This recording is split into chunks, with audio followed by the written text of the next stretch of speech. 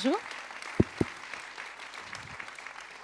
Bonjour à toutes et tous, Madame la Présidente, Monsieur le maire, Mesdames et Messieurs les élus, chers intervenants, chers invités, bienvenue à cette 6e édition du Grand Bain.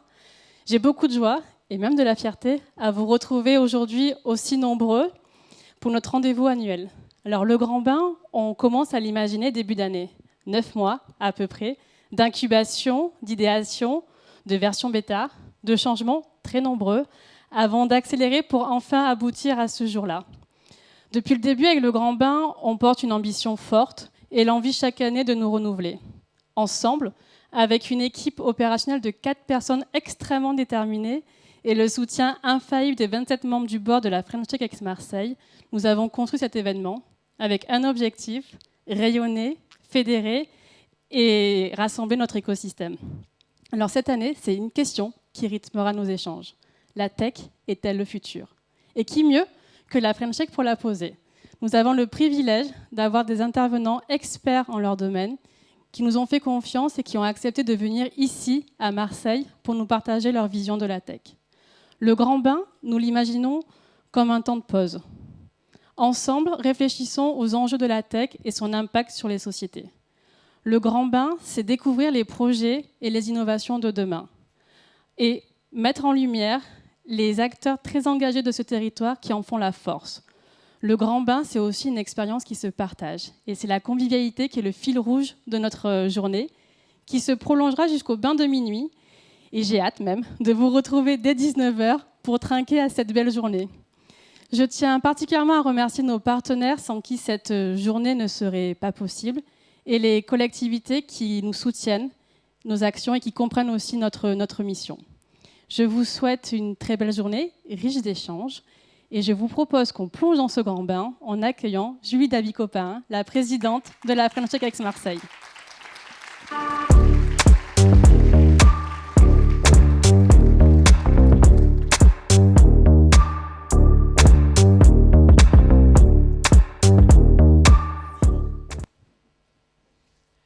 Julie, bienvenue dans cette belle journée qu'on attendait depuis des mois maintenant.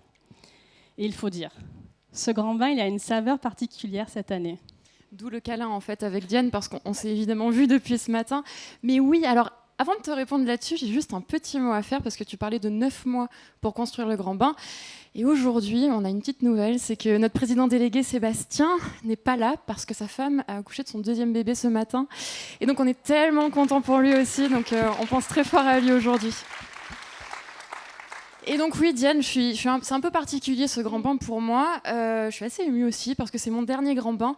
Le fait est que mon mandat de présidente s'arrête dans un peu moins de 6 mois et que je ne remplirai pas pour un second mandat.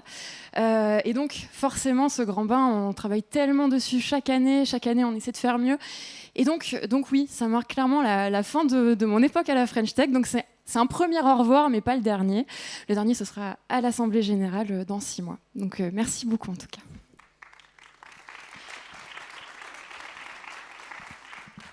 Alors déjà, on est super content de vous accueillir. Vous êtes encore plus nombreux que l'année dernière et ça, c'est excellent. Non, je commencerai effectivement par vous dire un peu comment on en est venu à choisir cette thématique cette année sur la tech est-elle le futur, ce qui est un peu étrange quand même que la French Tech se demande si la tech est la réponse aux maux que rencontre notre société aujourd'hui. Et en fait... On est venu à la conclusion que la French Tech avait fêté ses 10 ans l'année dernière, avec de très belles réussites, avec vraiment un dynamisme fou, une impulsion qui a été donnée à tout cet écosystème innovant. Et on s'est interrogé sur vraiment ce qu'allait être la French Tech de demain. C'est-à-dire que dans 10 ans, lorsqu'on sera ici, au Palais du Pharo, eh bien, qu'est-ce qu'on pourra dire des 10 années qui ont précédé cet événement ? Je vais parler de choses qui sont peut-être un petit peu... dans un événement comme ça, en général, on dit que tout va bien et que tout est fabuleux et que tout avance comme il faut. C'est pas le cas aujourd'hui à la French Tech, dans l'écosystème de la French Tech. Et je pense que vous êtes nombreux ici dans la salle à connaître des difficultés aujourd'hui. C'est le cas. La French Tech connaît vraiment des bouleversements très profonds aujourd'hui. L'innovation, en général, connaît des bouleversements très profonds. Et nous, notre rôle, c'est vraiment de vous accompagner. Et vraiment, vous nous appelez tous les jours, vous nous dites quelles sont vos problématiques, on les entend et on fait de notre mieux pour vous suivre. je dirais surtout que la French Tech est dans une profonde transformation. Aujourd'hui, on est à la fin d'un cycle. Moi, je pense que c'est la fin de mon cycle aussi d'être présidente de la French Tech. Et je pense que notre génération d'entrepreneurs qui avons choisi d'entreprendre ces 10 dernières années, on est en train de laisser la main sur des nouveaux modèles, sur des nouvelles façons d'entreprendre, sur des nouveaux modèles aussi entrepreneuriaux. Et je dirais que c'est là-dessus qu'on va se concentrer aujourd'hui au Grand Bain. Je pense qu'on a fait des choses correctes, bien. Je pense qu'on peut être très fiers de nous sur ces 10 dernières années. Je pense qu'on a ouvert la voie à beaucoup de possibilités. Il y a plein de choses qu'on a ratées, énormément. Et j'en suis la première à l'admettre. Je pense qu'on a raté notre engagement profond autour de la durabilité. C'est-à-dire que la French Tech a pendant 10 ans eu cette image un peu paillette, un peu éphémère aussi finalement. Et moi je pense que le pari de ces prochaines années, ce sera celui de s'inscrire dans la durée. Et c'est ce parti pris que l'on fait aujourd'hui au Grand Bain. Vous allez le voir, tous les intervenants qui vont s'exprimer vont vraiment se questionner sur cette tech du futur. Eh bien, à quoi elle va ressembler? Mais pour moi, ce sont des entrepreneurs qui, dans 10 ans, seront toujours là, solides, et qui auront justement pensé à eux. Parce que j'aimerais finir là-dessus aussi, c'est extrêmement important. Moi, j'ai fait cette erreur de m'oublier clairement en tant qu'entrepreneur, alors qu'un entrepreneur est un sportif de haut niveau qui doit s'entraîner, qui doit se questionner sur la façon dont il gère sa boîte. Et c'est extrêmement important de se préparer à ça pour faire ce pari de la durabilité.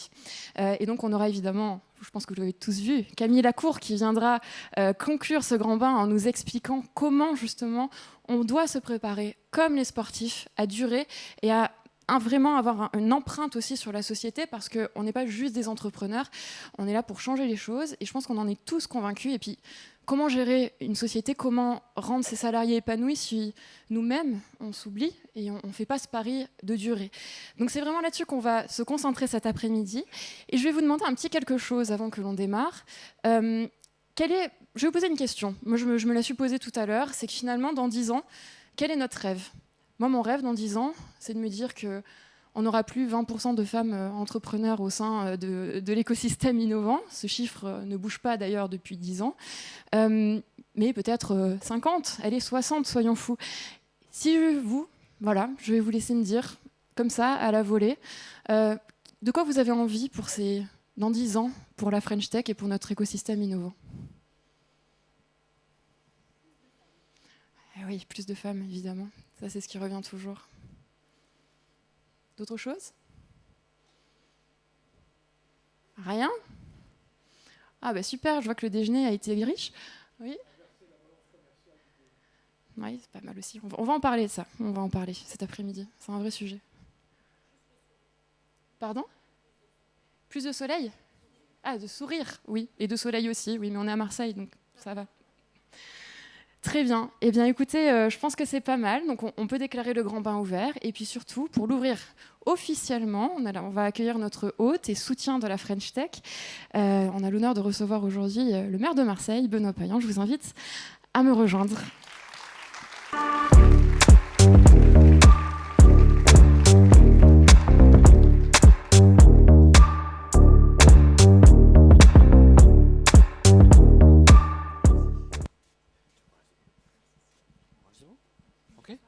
Bien sûr. Ah, carrément. Très bien. Ah, non, vous ouvrez le Grand Bain quand même. Bonjour, le Grand Bain alors est ouvert. Alors je ne sais pas si on se jette tout de suite ou pas dans le bain.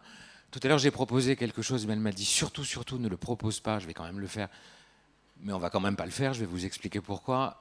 À l'extérieur, il fait un temps absolument magnifique et on pourrait faire un bain dans les jardins du Pharo avant de faire le bain de minuit. Il fait très beau. La pelouse est très verte et c'est vraiment un endroit et un moment où on peut éveiller nos créativités et où la question de la parole, parce qu'on le voit évidemment dès qu'on est dans une salle et dans cette configuration avec forcément des gens à la tribune et des gens dans la salle, dès qu'on pose des questions, ça peut mettre des distances. Et forcément, quand on se trouve dans d'autres endroits, quand on arrive à fabriquer des choses en commun, les idées comme les richesses se créent, avance, se partage et transforme. Et donc, puisque vous me demandez d'ouvrir le Grand Bain, j'ai l'honneur de déclarer le Grand Bain ouvert. Parfait. Et maintenant, on peut s'asseoir.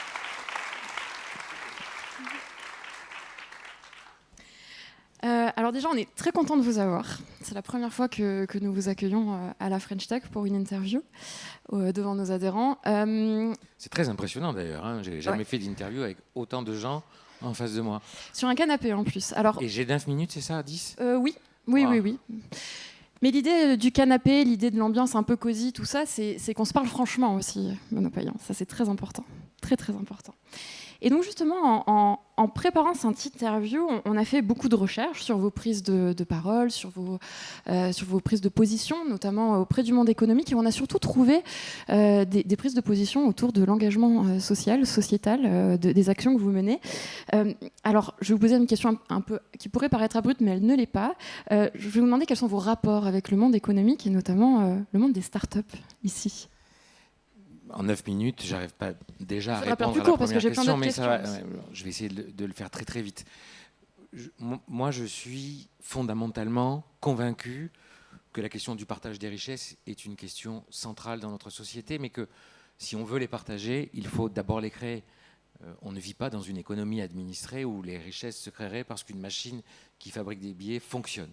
Et donc toute la question que les décideurs publics, toutes ces questions qu'on a besoin de se poser sont assez simples. C'est comment on fait sur un territoire pour que des richesses puissent se créer et de quelle manière elles peuvent se créer. Il y a une manière très classique qui a existé pendant très longtemps, qui était l'industrie, ensuite il y a eu le service, et on voit qu'aujourd'hui il y a une transformation de l'économie, mais il y a aussi une transformation de la création des richesses qui se fait autour de ça. Je n'ai pas le temps de vous expliquer mon premier rapport, en fait mon premier étourdissement face à ce qu'était la tech et le développement de ces richesses et ensuite le partage de ces richesses, mais c'est quelque chose qui m'a forgé profondément. C'est que j'ai eu la chance d'être invité par les États-Unis à faire un voyage, enfin qui n'est pas un voyage, en fait qui est un tour qui s'appelle le Young Leader, qui est probablement, enfin qui est pas probablement, qui est le plus vieux système mis en place par le secrétariat d'État, c'est-à-dire le ministère des Affaires étrangères américain, qui est un soft power, où les États-Unis invitent des gens venus du monde entier à voir les États-Unis.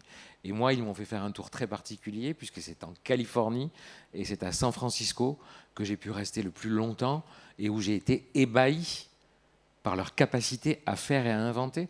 C'est-à-dire qu'autour de l'université de San Francisco, à Berkeley, on voit qu'il y a des gens qui ont inventé des choses folles parce qu'ils ont d'abord rêvé et ensuite on leur a permis d'inventer. Et ça, c'est à la fois très américain, mais aussi très intéressant. Et on voit bien qu'en France, cette question-là est un impensé. C'est-à-dire quelqu'un qui a 20 ans, 21 ans, 25 ans ou 50 ans, qui rêve à un projet, qui imagine un projet, se retrouve face aux difficultés les plus incroyables pour pouvoir les mettre en place. Or, les Américains, eux, sont partis de l'inverse en disant « puisque c'est un rêve, alors c'est possible ». Et ça, bon, je vois que je suis déjà en train de manger mon temps, mais en tout cas, j'ai vu des choses qui sont juste folles quant à la capacité de certains pays à avoir poussé tous ces créateurs d'entreprises, tous ces start-upers, comme on dirait aujourd'hui, hein, mais qui ont inventé des choses il y a 40 ans déjà, notamment dans la Silicon Valley, qui sont à prendre en compte, qui sont des modèles qui aujourd'hui sont quelquefois dépassés, mais qui sont des modèles à réinventer.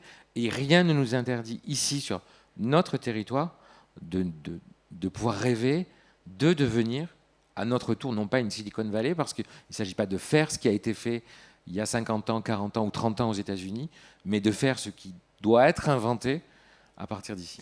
Et donc, quand vous me parlez de cette expérience, est-ce qu'il y a par exemple des technos qui ont changé votre vie au quotidien notamment ? Moi, je fais partie d'une génération où la technologie a bouleversé les choses. Moi, je suis la première génération où les Mac sortaient. Les Mac, c'est-à-dire le vieil Apple, je ne sais pas si vous vous rappelez de la pomme avec le rainbow à l'intérieur. Là, j'avais 6 ans, c'était vraiment les premiers, ils étaient énormes.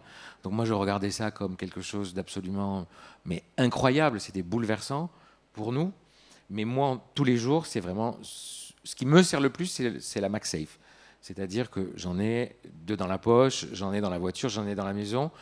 D'abord parce que ça nous parle de plein de choses. Ça nous parle de frugalité économique, ça nous parle de continuité, finalement, de cet appareil qui me suit partout, qui est mon téléphone, avec lequel, évidemment, je joins le monde, mais avec lequel je travaille. Mais ça nous raconte aussi beaucoup de choses sur la manière dont on doit envisager cette technologie. C'est-à-dire, quand la batterie est terminée, qu'est-ce que je fais? Est-ce que je m'arrête? Est-ce que j'ai le droit à la coupure? Est-ce Qu'est-ce que que vous j'ai faites, du coup, quand j'ai ça le droit arrive? à la sobriété? Mais je ne résous pas facilement cette question en vérité. Mais je sais que cette invention-là, cet objet-là, c'est un petit, enfin tout le monde en a, pour ceux qui ont des... je vais pas faire de publicité, mais pour moi, il est collé à mon téléphone et en fait... c'est quelque chose qui me permet de survivre si je prends le train ou si je suis ailleurs et que je ne peux pas me connecter. Mais ça nous pose plein de questions, c'est-à-dire, j'ai plus une batterie qui me suit, j'ai pas besoin d'être branché. Si j'y fais attention, j'arrive à vivre et à survivre avec ça.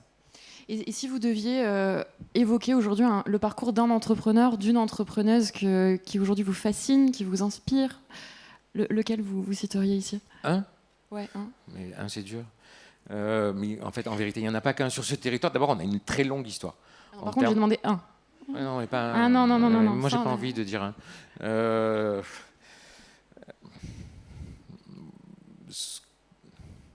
Deux. En politique, ils négocient tout le temps quand même. Mais hein, non, c'est- mais je suis pas pour la pensée simple. Et d'ailleurs, enfin, si on discute de nouvelles technologies et de ce que ça nous apporte, la question des bienfaits et aussi l'effet inverse de ces nouvelles technologies est quelque chose qui doit nous interroger. Si on parle demain des réseaux sociaux ou si on parle tout à l'heure des réseaux sociaux, on voit bien qu'on est face à des contradictions. C'est blanc ou c'est noir. Dans la vie, il n'y a rien de blanc ou il n'y a rien de noir.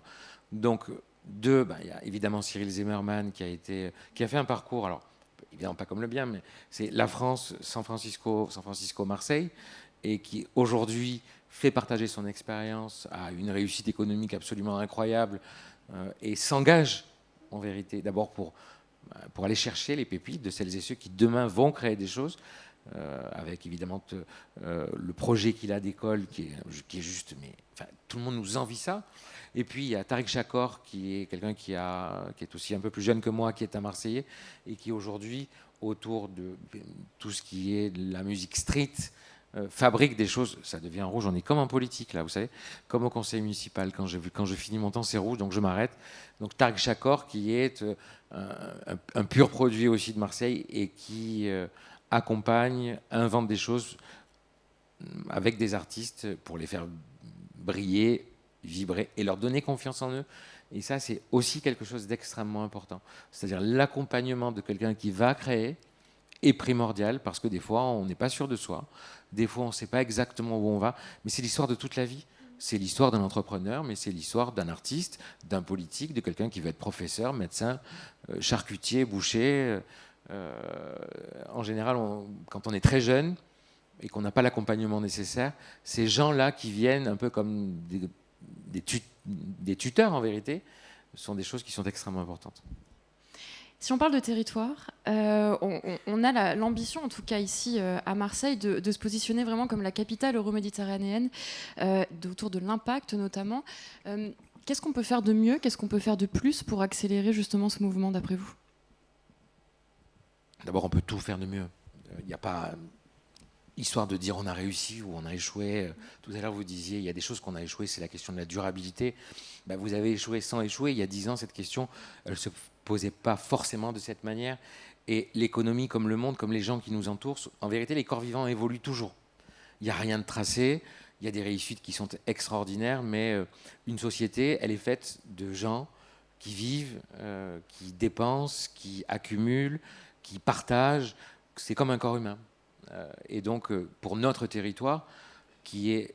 En général, les gens disent qu'on est chauvin, mais si on mesure bien où on est, au regard de l'histoire, de la géographie, on se trouve, nous, ici, dans un des lieux les plus stratégiques qui soit pour les 50 années qui viennent.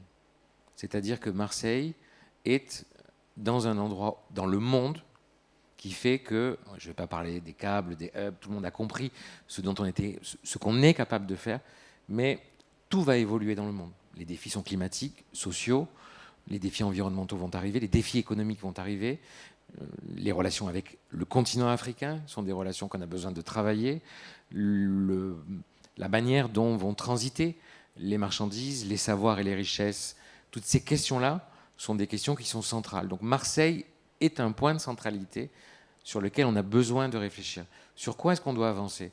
La question de la manière dont on vit dans la ville est une question importante. Quand on est un chef d'entreprise, on se dit comment est-ce que je vais développer mon entreprise, et tout de suite on se pose la question de il faut que mes collaboratrices et mes collaborateurs soient dans l'état d'esprit le plus fécond, il faut qu'on se sente bien, il faut qu'on se sente dans quelque chose, dans une collectivité et dans un commun très important. C'est pareil pour une ville, c'est pareil pour un territoire. Et donc plus on a un territoire qui permet de l'émancipation, plus on permet aux entreprises de venir, mais aux collaborateurs des entreprises de trouver du service public, plus facile ce sera. Je vais aller très vite parce que je vois que le temps passe. Mais quelqu'un qui veut venir installer son entreprise ici, aujourd'hui, bien sûr qu'il y a le sujet de quel type d'imposition, quel type de fiscalité, comment est-ce que je fais pour créer de la richesse. Mais quand on a des entreprises qui sont déjà florissantes ou qui vont être florissantes, le sujet, c'est est-ce que je vais mettre mes gamins dans une école qui vaut le coup? Est-ce que j'ai une piscine ouverte le soir? Est-ce que j'ai une bibliothèque? Est-ce que je peux aller à l'opéra? Est-ce que je peux aller au concert? Est-ce que je peux sortir? Comment je vis dans la ville? Et je trouve que le travail d'un élu, il n'est pas de se substituer à un chef d'entreprise. Il n'est pas de dire je vais vous faire des terrains au rabais, vous allez payer moins cher, ou je vous ferai un impôt différé. Bien sûr que ça existe, mais c'est une vision qui, à mon sens, est une vision dépassée. Je pense que notre job à nous est de dire il faut que vos entreprises, vous-même et vos collaborateurs, soyez dans un endroit dans lequel vous pouvez vous développer et dans lequel vous pouvez vivre au mieux. Et c'est ainsi que ça fonctionne. Pourquoi ça a fonctionné en Californie et pas ailleurs? Parce qu'ils se sont posé ces questions-là avant de se poser d'autres questions. Le temps est résolu, mais j'ai vraiment une micro-question à vous poser, parce qu'on va vraiment la poser à tout le monde aujourd'hui. Donc je vous demanderai de me répondre en une phrase. Allez, 2, puisque vous n'aimez pas un. Aujourd'hui, Benoît Payan, vous n'êtes pas maire de Marseille, mais vous êtes entrepreneur. Quelle start-up décidez-vous de créer? Ça, c'est extraordinaire. C'est comme si je vous disais, aujourd'hui, vous n'êtes pas chef d'entreprise et vous êtes maire de Marseille. Qu'est-ce que vous essayez de faire? J'ai plein d'idées là pour ça, il n'y a pas de souci. Avec... Je pense qu'on est tous à avoir plein d'idées. Venez avec moi. J'essaie de réfléchir à faire une entreprise qui essaie de construire, parce que je vous parlais tout à l'heure de mon MagSafe, en fait. Et je crois que la question de l'énergie et de la sobriété énergétique et de la temporalité de l'énergie est essentielle.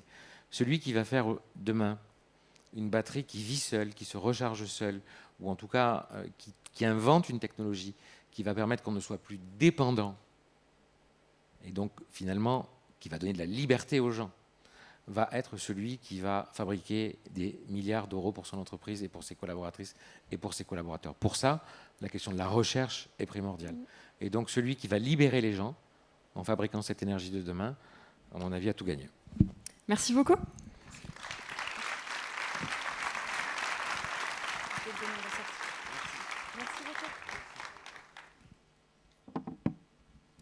Je vous demande maintenant d'accueillir Martine Vassal, la présidente de la métropole Aix-Marseille-Provence. Martine Vassal, je vous laisse me rejoindre.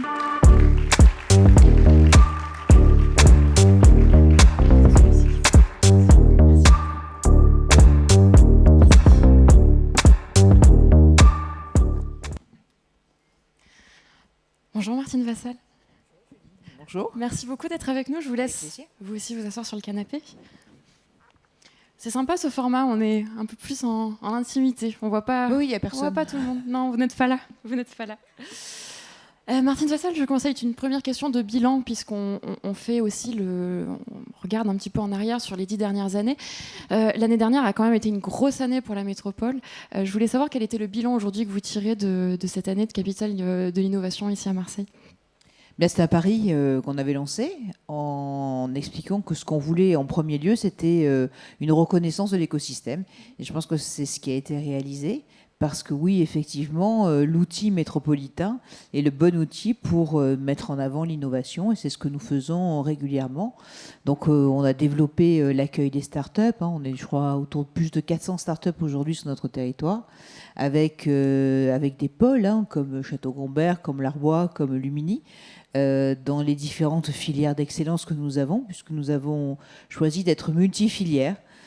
Certains territoires sont plutôt monofilières. Nous, l'avantage, c'est que l'avantage d'avoir une jeune métropole qui s'est créée il n'y a pas tellement longtemps nous permet de récupérer le meilleur de chacun des territoires qui la composent. Donc c'est vrai qu'on met en avant l'aéronautique, on met en avant le maritime et le logistique, on met en avant le numérique bien sûr, on met en avant également la partie santé qui est importante, et on met aussi en avant ce qu'on adore, c'est-à-dire l'art de vivre ici, et la raison pour laquelle beaucoup de personnes veulent venir s'installer sur notre territoire. Donc Marseille, capitale d'innovation, nous a permis effectivement de pouvoir mettre en avant tout cet écosystème et remercier aussi tous ceux et toutes celles qui ont fait le pari de notre territoire, un pari qui est gagnant pour beaucoup d'entre elles dans les différents domaines que je vous ai cités. Donc on est aujourd'hui rentré dans le club des pastes capitales et on travaille notamment avec Lisbonne, chez qui on ira en tout début d'année prochaine pour continuer à faire des échanges sur les bonnes méthodes dans l'innovation. Parce que moi, vous savez, j'ai toujours aimé plutôt regarder le verre à moitié plein qu'à moitié vide. Est-ce que vous êtes technophile? Vous aimez bien les nouvelles techno à titre perso? Je posais la question tout à l'heure au maire de Marseille. Vous, ce sont quels objets techno qui vous accompagnent au quotidien ou qui ont changé votre vie dans leurs usages? Alors c'est une évolution, effectivement, on s'y est mis au goût du jour. Moi, c'est le téléphone et la tablette. Donc ce sont les deux éléments. Alors certains au bureau, j'ai un grand écran, mais c'est vrai que je m'en sers peu parce que je suis peu au bureau aussi. Et donc ce sont des éléments de tous les jours. Mais vous voyez, de temps en temps, je m'en sépare un peu parce qu'il ne faut pas être complètement accro. Donc là, vous voyez, je ne l'ai pas pris pour pas qu'il me dérange, pas que ça sonne et que ça vibre. Donc je l'ai laissé de côté. Parce qu'à un moment, il faut utiliser le dispositif, mais ne pas être complètement dépendant. Et aujourd'hui, si on est systématiquement accroché à son portable, accroché aux réseaux sociaux, je pense qu'on manque un peu de recul. Donc c'est important de se garder des plages pour pouvoir prendre un peu de recul et surtout réfléchir à la façon dont on veut orienter nos différentes politiques. Ici, on s'interroge cette année sur la tech est-elle le futur? Alors j'ai deux questions à vous poser. Déjà, est-ce que pour vous, la tech est le futur? Et surtout, quel est le futur aussi de la métropole? Je ne vais pas vous demander si la métropole est le futur, évidemment qu'on a besoin d'une métropole, évidemment qu'on a besoin de des collectivités. La question, c'est plutôt comment la métropole envisage le futur. Je serais curieuse d'avoir votre réponse là-dessus. Bien, nous, on est né en même temps que vous. Donc, eh ben oui, nous, oui, il n'y a pas tellement longtemps que la métropole existe, en 2018. 2017, ça a été créé. 2022, on a regroupé la métropole et l'ensemble des territoires, comme je vous disais, en prenant le meilleur de tous.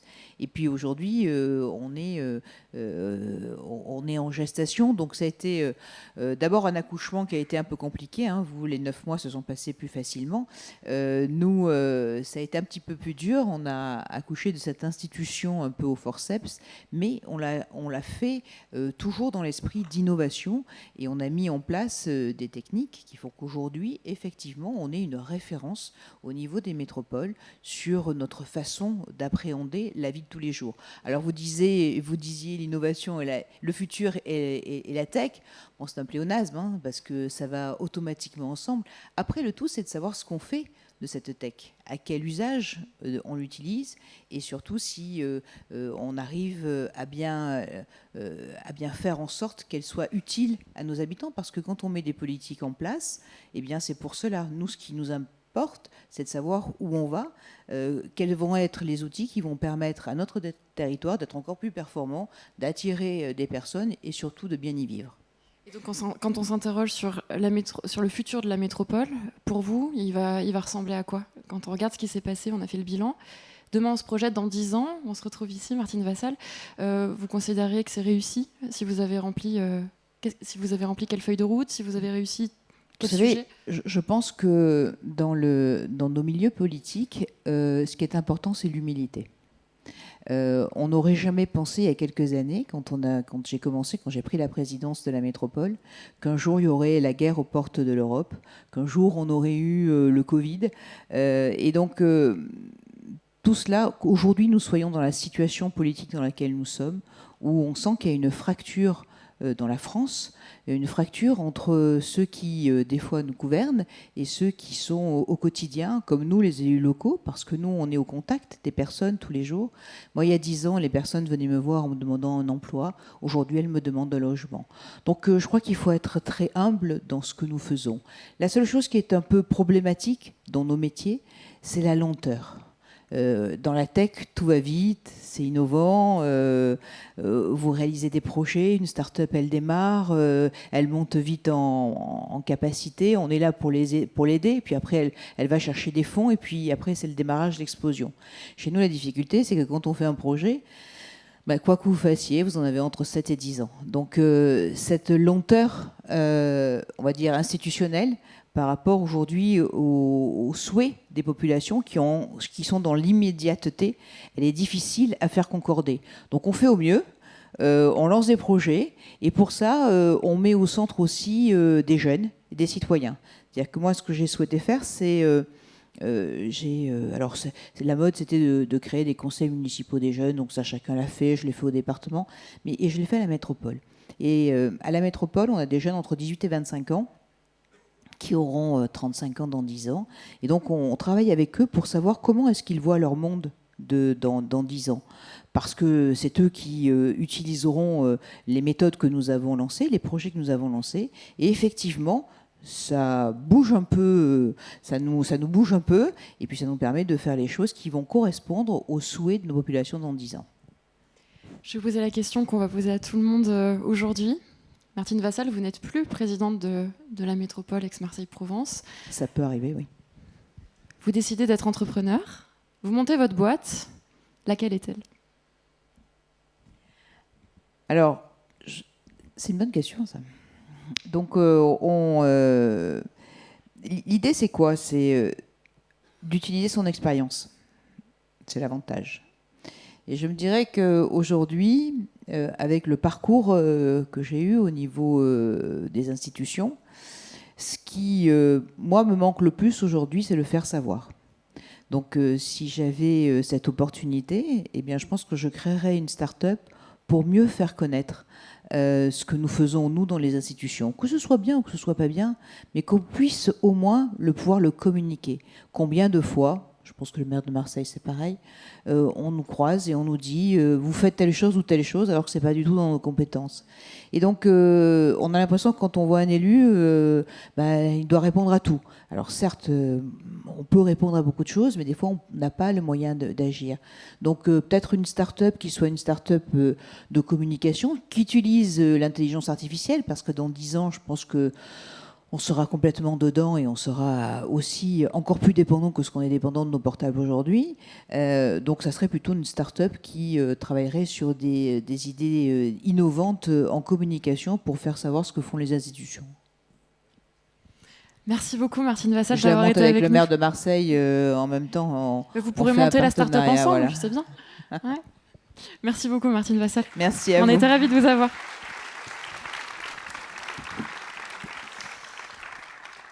Bon, ça y est, maintenant on va démarrer la partie prospective de la journée. Et pour ce faire, je vais appeler Pierre-Emmanuel Casanova, notre vice-président et aussi fondateur d'HSL Technologies. Bonjour Pierre, tu viens ?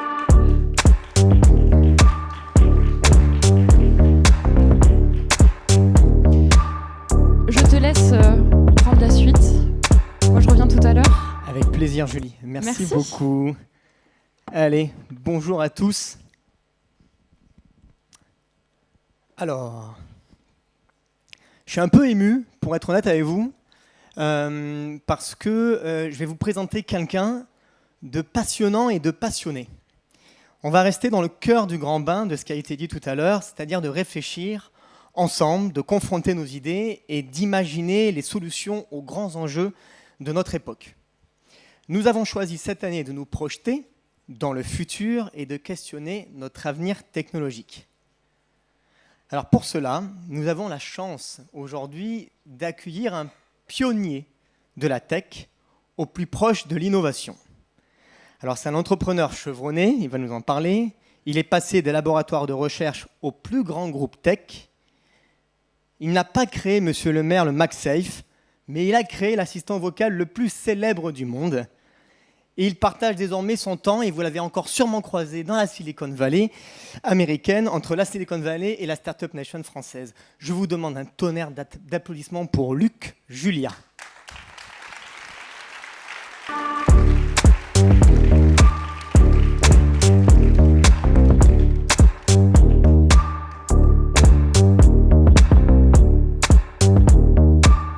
Merci Luc. Merci Luc. Bon alors pour la petite histoire, avec Luc, on a décidé de se tutoyer. Parce qu'on s'est... On t'a décidé. Merci de me mettre à l'aise, j'adore.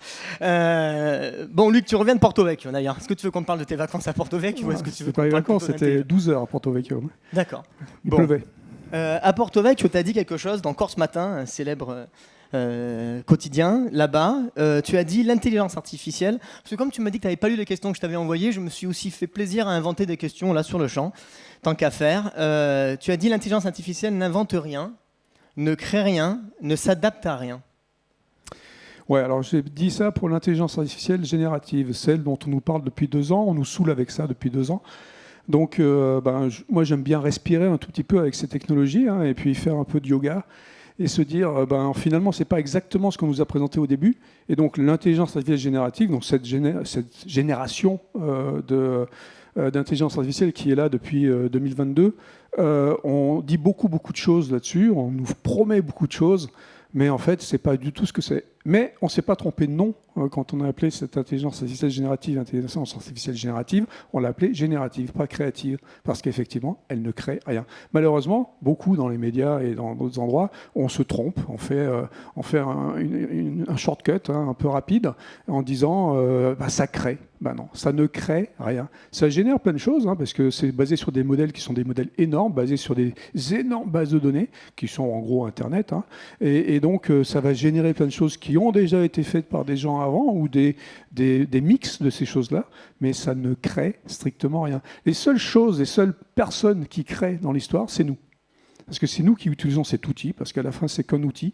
Et cet outil, la façon dont on l'utilise, c'est une façon créative. Et nous, on est capable de créer des choses absolument extraordinaires grâce à ces outils qui sont basés sur juste de l'intelligence artificielle, qui, elle, est complètement con. Voilà, comme je vous ai dit qu'on allait se régaler, c'était déjà le cas.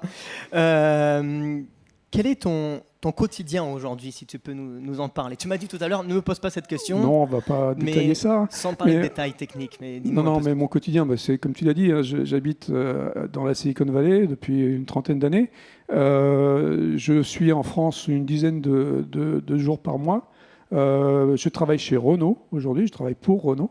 Donc où j'essaye d'injecter un peu dans cette compagnie qui est un fleuron de l'industrie française qui a 120 ans. On essaie d'insuffler, d'insérer un tout petit peu de technologie, d'esprit de la Silicon Valley, cet esprit que j'aime bien, dont parlait le maire tout à l'heure, qui est un esprit très très particulier parce que c'est cet esprit du risque, cet esprit de conquête, d'impossible.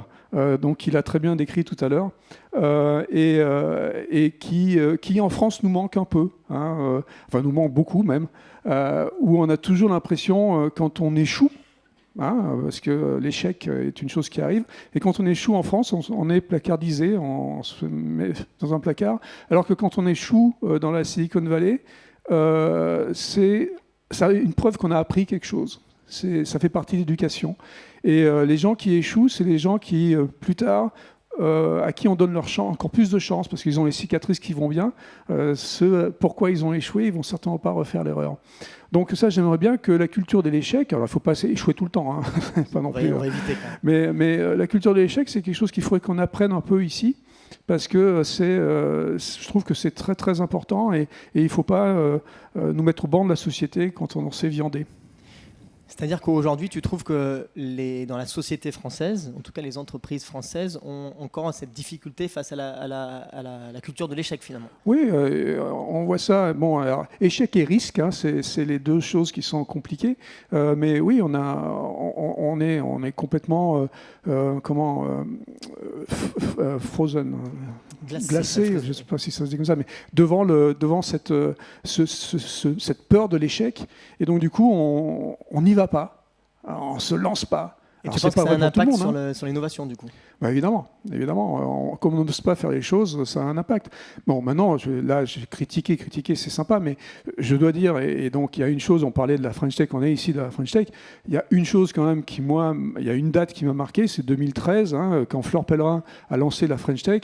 Je pense que on a retrouvé, je dirais, cet esprit entrepreneurial. D'accord ? Moi, j'ai des amis américains qui, tous les jours, ont un mot dans la bouche, c'est entrepreneur. Alors moi, ils me saoulent et je leur dis tout le temps, mais les gars, vous savez quand même qu'un entrepreneur, c'est un mot français. Oui. D'accord ? Donc, c'est nous qui avons inventé l'entrepreneuriat, mais c'est vrai que dans les 50, 60, j'ai pas l'histoire, j'en sais rien, dernières années, on a oublié. Mais là, depuis un peu plus de 10 ans maintenant, cet entrepreneuriat à travers la French Tech, on a retrouvé ce souffle un tout petit peu. Et bon, on a vu quelques licornes, certainement pas assez, mais on a vu ces pôles qui se créent en France à travers la French Tech. Moi, je suis ambassadeur French Tech dans la Silicon Valley, donc j'accueille plein de compagnies qui viennent là-bas aussi pour respirer cet air que le maire a respiré il y a quelques années, et donc qui est une inspiration. Et donc, il faut venir s'inspirer, alors là-bas, mais ailleurs aussi. Et donc, la French Tech permet de faire ça, et j'ai vu des entrepreneurs, des entrepreneurs, se constituer ici et faire des choses qu'on n'aurait pas osé. Moi, quand je suis sorti de l'école, il y a quelques années, on avait tous la voie tracée. On allait directement on était coopté en quelque sorte dans l'entreprise qui était l'entreprise qui correspondait à l'école. Depuis quelques années maintenant, on me dit que dans les écoles d'ingénieurs en France, 50% des élèves veulent aller dans une entreprise, veulent créer leur entreprise. Ça, c'est génial. C'est pas du tout ce qui se passait. Moi, c'était 0,2% à mon époque. D'accord ? Donc voilà. Donc j'ai espoir. Je suis super excité à cause de ça. Mais il y a encore à travailler sur cet esprit pour comprendre que l'échec, c'est pas un drame. Vrai sujet, vaste sujet. C'est vrai que c'est un des sujets qu'on aborde beaucoup dans la French Tech, et je te remercie de remettre ça au cœur de nos discussions. Pour un peu parler justement de cette différence États-Unis-France. Alors, je sais qu'on doit souvent te poser cette question-là, mais c'est quand même vachement intéressant pour nous de comprendre que c'est pas du tout les mêmes mentalités. On parlait tout à l'heure à table, tu t'es foutu un peu de moi parce que moi j'ai travaillé aux États-Unis, en Caroline du Nord. Il m'a dit qu'est-ce que tu allais te foutre là-bas. Mais bon, après, je suis allé là où je pouvais, où certaines écoles m'ont accepté. En tout cas, les mentalités sont complètement différentes. Donc il y a beaucoup de questionnements sur le futur de la tech et le futur des tech. Qu'est-ce que tu vois comme différence, par exemple, sur les approches des US face à ces nouveaux enjeux, notamment autour de l'IA, parce que c'est ton domaine, versus justement les enjeux qui sont en France ou en Europe? Alors on risque de parler de régulation assez rapidement. Exactement. Dès qu'on parle de ça, vous savez, la bonne blague, c'est qu'aux États-Unis, on invente, en Chine, on copie, et en Europe, on régule. Le problème, c'est que nous, justement, on ne régule pas en amont. C'est-à-dire que, alors on peut faire des bêtises, je ne dis pas le contraire, mais on va faire des trucs, et regarder si ça colle. Quand tu dis nous, dans la Silicon Valley, dans les États-Unis. Bon. Moi, je pensais que tu étais un peu chauvin et que tu. J'ai des problèmes. Ça, on peut en parler, on en parlera, mais pas ici. mais donc, oui, quand je parle de nous là, c'est aux États-Unis, dans la Silicon Valley en particulier. Donc, on essaie plein de trucs. Comme j'ai dit, c'est cette histoire d'oser et du risque, etc. Et après, on se pose des questions, ou pas d'ailleurs, si le truc il est bien ou pas bien pour la société, etc. Ici, des fois, on se pose un peu trop de questions en amont. C'est-à-dire, avant de faire des trucs, et j'ai vu ça quand je suis arrivé chez Renault, mais ça aurait été n'importe quelle entreprise française, grosse entreprise française, ça aurait été ça. Chaque fois qu'on a une idée, que j'arrive et que je dis, les gars, on va faire ça. Alors, aux États-Unis, quand je dis les gars, on va faire ça et que mon idée est un peu débile, parce que je sais, je fais que ça depuis des années, j'invente des trucs débiles. Oui, c'est des trucs débiles, des trucs qui n'existent pas, c'est des trucs débiles au départ. Et donc, j'arrive dans mes boîtes aux États-Unis, je dis les gars, on va faire ça. Tous les mecs, ils sont là, ouais, et puis on va faire ça en plus et tout ça. Donc, ils sont timbrés complètement, ils font encore plus. Ici, je dis les gars, on va faire ça. Alors je suis tout excité, ils font oh là là là là là là là là, attends, ça va pas marcher parce que blabla blabla blabla régulation blabla blabla régulation. Voilà. Donc c'est pas pareil. Et donc du coup, il faut je sais pas. Je crois que la plus grande différence, c'est cette excitation, l'excitement, tu vois, le machin. En dehors, en fait, finalement, de ça, c'est vraiment un mindset, quoi. C'est vraiment un état d'esprit de dire tiens, viens, on y va et on essaye, non? Bah ouais, on y va, on essaye. Alors, maintenant, bon, vous allez croire là comme ça, quand je dis un truc comme ça, vous allez voir, le gars, il est anti-régulation, il va faire n'importe quoi, il va tuer le monde, machin, tout ça. Je suis pro-régulation. Mais je suis pro-régulation une fois qu'on a compris ce que c'était, ce qu'on va réguler. Alors maintenant, on va parler de l'AI Act vite fait, hein, puisque comme on est là, on va en profiter. Je vais me lâcher un peu. Donc l'AI Act, c'est un truc magnifique, hein, c'est un truc fabuleux. Donc on a sorti ça là au mois de juillet 2024. C'est un truc européen hein, qui a été inventé à Bruxelles. Et je pense qu'il n'y a pas un seul expert de l'IA qui a participé à la rédaction de l'AI Act, parce que je ne comprends pas ce que c'est. Donc ça a été un machin qui a été fait en réaction à cette IA générative qui arrivait et qui nous faisait peur, mais sans même comprendre ce que c'était. On a essayé de la réguler, on la régule, et on ne sait pas ce que c'est. Donc ça, c'est absolument fabuleux. Donc il faut arrêter un peu, Moi, je rêve d'une chose, je rêve d'une démocratie, en fait, d'une démocratie de la technologie, où c'est les vrais gens, nous, une fois qu'on a compris comment ça marchait, le machin, eh bien, on décide comment on va l'utiliser, si ça marche, si ça ne marche pas, et est-ce qu'il y a du sens. Tu sais, ces IA, comme toutes les choses technologiques qu'on crée, hein, parce que c'est nous qui créons, hein, rappelons-nous ça, ces IA, en l'occurrence, ce ne sont que des outils. Et pour moi, une IA, c'est pas plus qu'un marteau. C'est exactement la même chose. Et le marteau, j'imagine très bien dans sa grotte, là, le gars qui a inventé le marteau, tu vois, il a inventé le marteau pour planter un truc dans un mur ou dans une grotte, je sais pas quoi, tu vois, et c'était super. Puis un jour, il y a un bouffon qui a pris le marteau, qui a tapé sur la tête du voisin avec, d'accord ? Qui a dit il y a un danger. Ouais, et puis là, on a dit, les autres ont dit, c'est pas bien. D'accord. Et donc tous ensemble, on a décidé, c'est pas bien de taper sur la tête du voisin avec le marteau, mais par contre c'est bien pour taper machin, ça fait moins mal que le poing pour rentrer le clou dans le mur. Voilà. Et c'est ça la technologie. D'accord. Il faut la comprendre avant de réguler. Et là, le problème que j'ai avec ces IA et les IA génératives en particulier, dont on parle et dont on nous saoule donc depuis 2 ans, c'est on ne comprend pas ce que c'est. D'accord. Et tant qu'on ne comprend pas ce que c'est, on peut toujours en parler autant qu'on veut. Donc pour toi, ce n'est pas encore assez avancé pour qu'on puisse commencer à le réguler. C'est très avancé, mais ce n'est pas assez avancé dans les applications qu'on en fait. D'accord. On découvre à peine effectivement ces applications. On sait à peine ce qu'on va pouvoir en faire là, dans les années qui viennent. Passionnant. Du coup, comment la place de la régulation, tu disais tout à l'heure qu'elle empêche les dérives, finalement c'est une question qui est un peu en doublon, mais pour toi, du coup, est-ce qu'il y a un juste milieu? Est-ce qu'on doit avoir un 100% sans règles, ou est-ce que comment tu vois, parce que les États-Unis ont leur propre vision là-dessus, donc très libérée, comme tu le disais. D'autres sont un peu plus compliqués, comme en Europe, où c'est très régularisé. Comment quel est le juste milieu selon toi qui es un expert de l'IA, justement? Ouais. Je vais te donner l'exemple de RGPD. D'accord, RGPD, mai 2018, régulation qu'on sort en Europe pour éviter que Facebook nous empaffe. D'accord, okay. C'est ce que ça veut dire. Bref, et donc ça a une vertu extraordinaire, cette régulation-là, c'est que ça a une vertu éducative, justement. Les gens qui se foutaient à poil sur Internet, ils se rendent compte que se foutre à poil sur Internet, c'est se foutre à poil tout court. D'accord. Et donc, on se dit... Donc toi, tu dis qu'il a fallu avoir la RGPD pour qu'ils réalisent ça. Il y a plein de gens, il a fallu RGPD pour qu'ils comprennent qu'il y avait un danger, effectivement, de s'exposer sur Internet, et s'exposer en l'occurrence sur Facebook. D'accord. Donc, très bien. Donc, cette loi-là a été intéressante, d'accord, et c'est une régulation qui vient de l'Europe et qui a mis beaucoup de temps, hein, parce que les premières instances de problèmes, on va dire, d'exposition, c'était en 2003 et RGPD 2018. Donc, 15 ans pour arriver. Et 2020, la Californie prend exactement la même loi. D'accord. Alors que, comme tu viens de le dire, et comme on a dit tout à l'heure, les États-Unis sont un peu plus permissives, on va dire. Ils aiment moins la régulation en général, mais il y a des régulations quand même qui arrivent. Et là, en l'occurrence, il y a eu celle-là en janvier 2020. Donc ça veut dire quoi? Ça veut dire que c'était aussi un peu grassroots, parce que les gens se sont aperçus petit à petit que Zuckerberg les ont pas fait. Et donc on a accepté cette loi en Californie. Aujourd'hui, la Californie essaye de passer une loi sur l'IA aussi, qui ressemble un peu à l'IA Act. Okay. Mais le gouverneur ne va certainement pas la signer dans les jours qui viennent. Bref. Et en fait, on se rend compte que de plus en plus d'États américains prennent ces lois RGPD, là dont je parlais, RGPD-like, et on voit aussi que partout dans le monde, il y a plein de pays qui prennent petit à petit ces régulations-là aussi. Donc, moi, je ne suis pas anti-régulation à partir du moment où c'est parce qu'on a compris collectivement que c'était quelque chose qui était intéressant. Bon, il y a un RGPD en Chine aussi, mais celui-là, il fait plutôt marrer. Oui, pas trop en parler. Vision de la tech, ta vision de la tech dans 10 ans, est-ce que moi je suis intéressé de savoir la vision de la tech dans 10 ans aux États-Unis. Est-ce que tu penses qu'elle sera différente de 10 ans de la tech en Europe? Parce que est-ce qu'on peut continuer à innover comme on innove?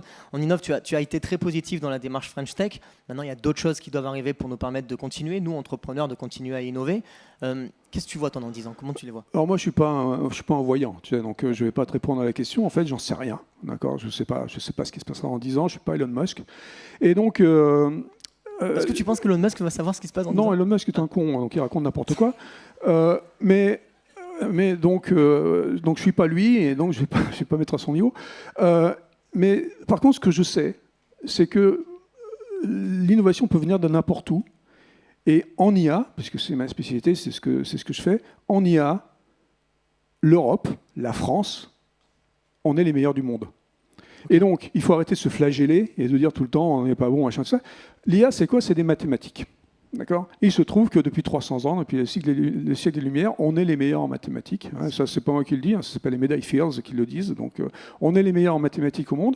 Donc, on est les meilleurs en IA du monde, et ça, c'est pas moi non plus qui le dis, c'est dans la Silicon Valley. Vous prenez n'importe quelle boîte, tu me cites n'importe quelle boîte de la Silicon Valley, les grosses boîtes, là, Google, Meta, enfin ce que tu veux, le chef de l'IA est français. Ok. Donc c'est comme ça, on est 55 000 dans la Silicon Valley, le chef de l'IA est français, parce qu'on est reconnu comme étant les meilleurs au monde en IA.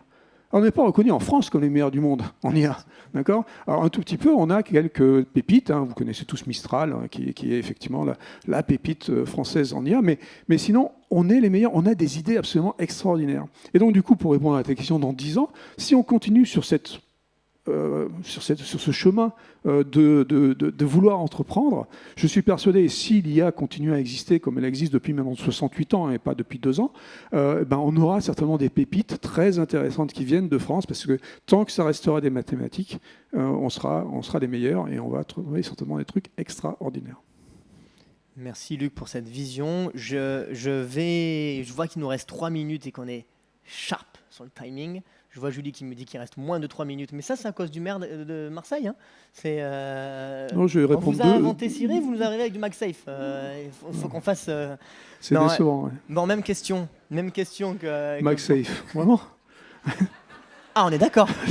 Ah, merci Luc. Voilà, vous j'étais étonné qu'il n'ait pas répondu à ça. Le boulot qu'on a mis dans Siri, et puis vous me sortez MagSafe. Ok. Bon, je vous laisserai discuter après. Allez, il nous reste 2 minutes, Luc, 2 minutes. Question que tu n'as pas vu venir. Si tu devais monter une start-up demain, ça serait quoi? J'en ai monté plein déjà, donc j'ai plus d'idées, je suis sec. Non, j'ai toujours des idées, j'ai envie de faire plein de trucs. En fait, moi, ce qui m'intéresse dans les startups, c'est les gens. D'accord. Je fais ce que je dis tout le temps, quand je crée des compagnies, quand je crée des systèmes, je crée des systèmes pour les vrais gens. Et le premier vrai gens que je connais, c'est moi. Donc je crée des trucs pour moi. D'accord. Je me dis, ça serait super de faire ça. Alors, il y a plein de trucs, ça ne marche pas. Hein. Et ça a commencé quand j'avais 9 ans. Le premier truc que j'ai créé quand j'avais 9 ans, c'était une machine pour faire le lit. Tu vois, c'était un robot pour faire le lit. Et bon, je veux dire, il n'a pas marché. Hein. Et puis, vous ne l'avez pas parce qu'il n'existe pas. D'accord. Donc, la machine, elle a déchiré plein de draps. Ma mère me déteste depuis ce temps-là. Bon, bref.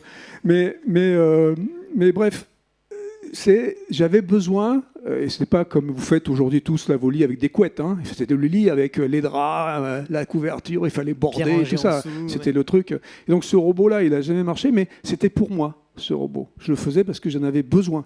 Bon, j'ai mis 1000 heures pour le faire et il n'a pas marché. J'aurais pu faire mon lit 40 000 fois. Mais bon.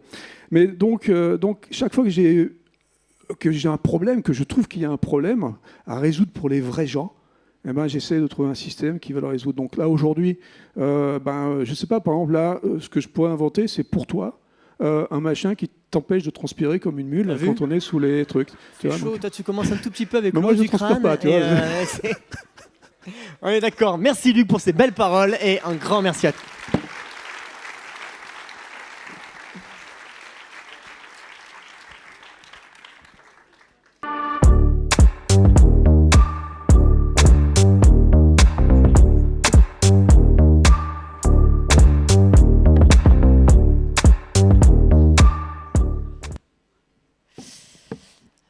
va falloir passer après ça.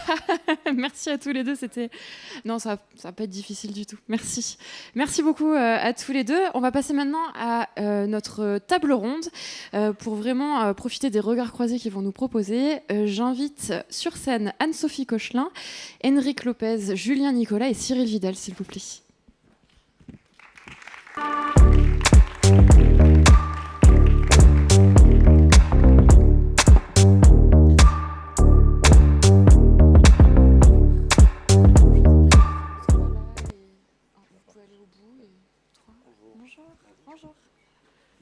Bonjour. Vous avez vos micros qui sont ici également.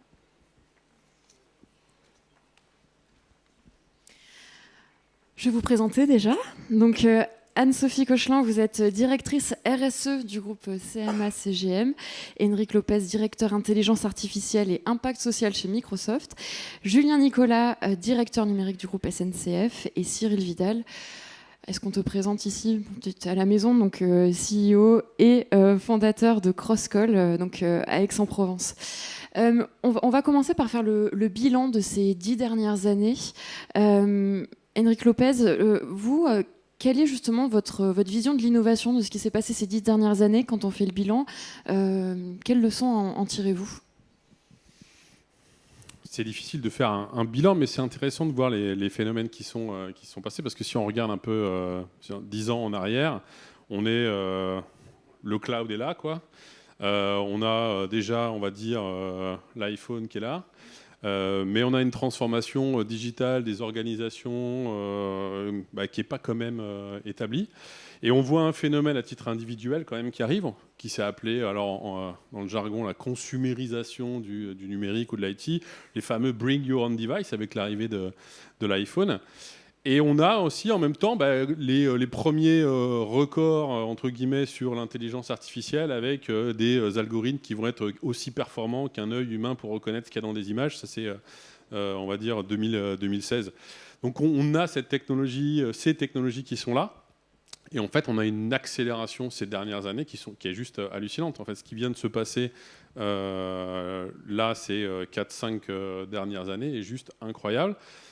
D'abord, par rapport au progrès algorithmique, avec aussi la puissance de calcul, etc., qui font arriver un certain nombre d'usages, mais également dans l'appropriation des usages. Ce qui est juste frappant, c'est de se dire, quand on regarde qu'il a fallu 16 ans pour l'iPhone, pour le téléphone mobile, pardon, pour le smartphone, pour avoir 100 millions d'utilisateurs, et on regarde ChatGPT, c'est 2 mois.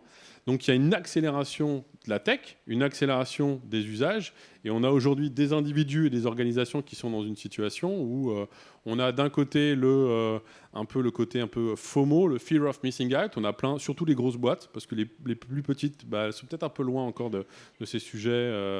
Donc il y a une espèce de il faut pas que je loupe la vague.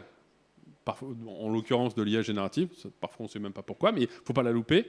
Et puis de l'autre côté, on a aussi des individus, là c'est plus côté individu qu'organisation, qui sont plus dans on va dire un FOBO, fear of being obsolete. Par méconnaissance, on le développera peut-être, mais de se dire, mais j'ai peur d'être remplacé. Donc on a une espèce d'accélération et en même temps des organisations, des individus qui sont qui sont au milieu de tout ça et ça nécessite de prendre un certain nombre de choses en main. Julien Nicolas, vous partagez, c'est vraiment ces 4-5 dernières années où vous avez vu vraiment une accélération? Oui, il y a une vraie accélération, c'est vrai. On aime la vitesse à la SNCF et on aime l'innovation, mais c'est vrai que ça va vite, très très vite. Et c'est surtout le temps d'adoption, on le voit, des différentes technologies. Moi, quand je suis rentré à la SNCF, je suis rentré à la SNCF chez voyagesncf.com, l'ancêtre de SNCF Connect. Et c'est vrai que la digitalisation, déjà on disait qu'il y avait une vague, il y avait une accélération dans les changements dans l'entreprise, mais finalement, elle a duré 10-15 ans. Et là, on a des vagues successives de technologies qui rentrent dans l'ensemble de nos métiers et sur lesquelles il faut qu'on accompagne effectivement la transformation, le changement. Et c'est vrai que pour des grandes entreprises, ces changements sont importants. La SNCF, c'est un groupe dans le monde, on a 260 000 collaborateurs, plus de 160 000 en France, et donc il faut qu'on emmène tout le monde, qu'on ne laisse pas les gens derrière nous. Et puis comme je le disais, la technologie, elle s'est infusée partout. Au début, ça a été le digital, donc avec la distribution notamment, et comment on a digitalisé finalement la vente des billets de train, puis l'information voyageur. Et aujourd'hui, évidemment, c'est partout, c'est dans le domaine industriel, on l'a dans la maintenance, on l'a dans la surveillance de notre réseau, on l'a dans le pilotage de nos gares. Et tout ça amène des changements qui sont absolument dantesques finalement pour nos collaborateurs. On doit aller vite, aussi vite aussi que nos clients, parce qu'effectivement, la technologie diffusant très très vite, on le voit encore avec, dans les 2 dernières années, l'IA générative, eh ben, on doit arriver à rentrer ça très vite. Et rentrer la techno, c'est possible, mais derrière, ça demande beaucoup d'accompagnement, de formation, de changement de process, de façon de faire. Ça change complètement les façons de faire, et c'est ça qui est long et qui demande un très fort investissement autour de juste la brique technologique. Cyril, je me tourne vers toi. Crosscall, vous avez fêté vos 15 ans. Est-ce que tu penses que tu as été porté par toute cette vague French Tech de ces 10 dernières années? Ou est-ce que tu penses, en quelques mots, si aujourd'hui tu venais à créer Crosscall, aujourd'hui en 2024, est-ce que le succès aurait été le même qu'il y a 15 ans?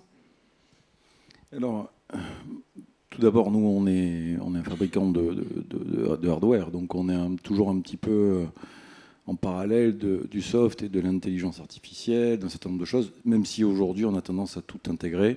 Ce qu'il faut comprendre, c'est que la French Tech, c'est un vivier de compétences, d'idées, d'idées d'innovation, de fait, et donc ça vient intégrer directement notre offre. Donc oui, je dirais que c'est indéniable. Ce qui a beaucoup changé aussi en 10 ans, c'est la facilité aujourd'hui des grands groupes à travailler avec des startups. Sincèrement, ces 10 dernières années, on s'est beaucoup cherché. On ne s'est pas souvent trouvé de façon très évidente.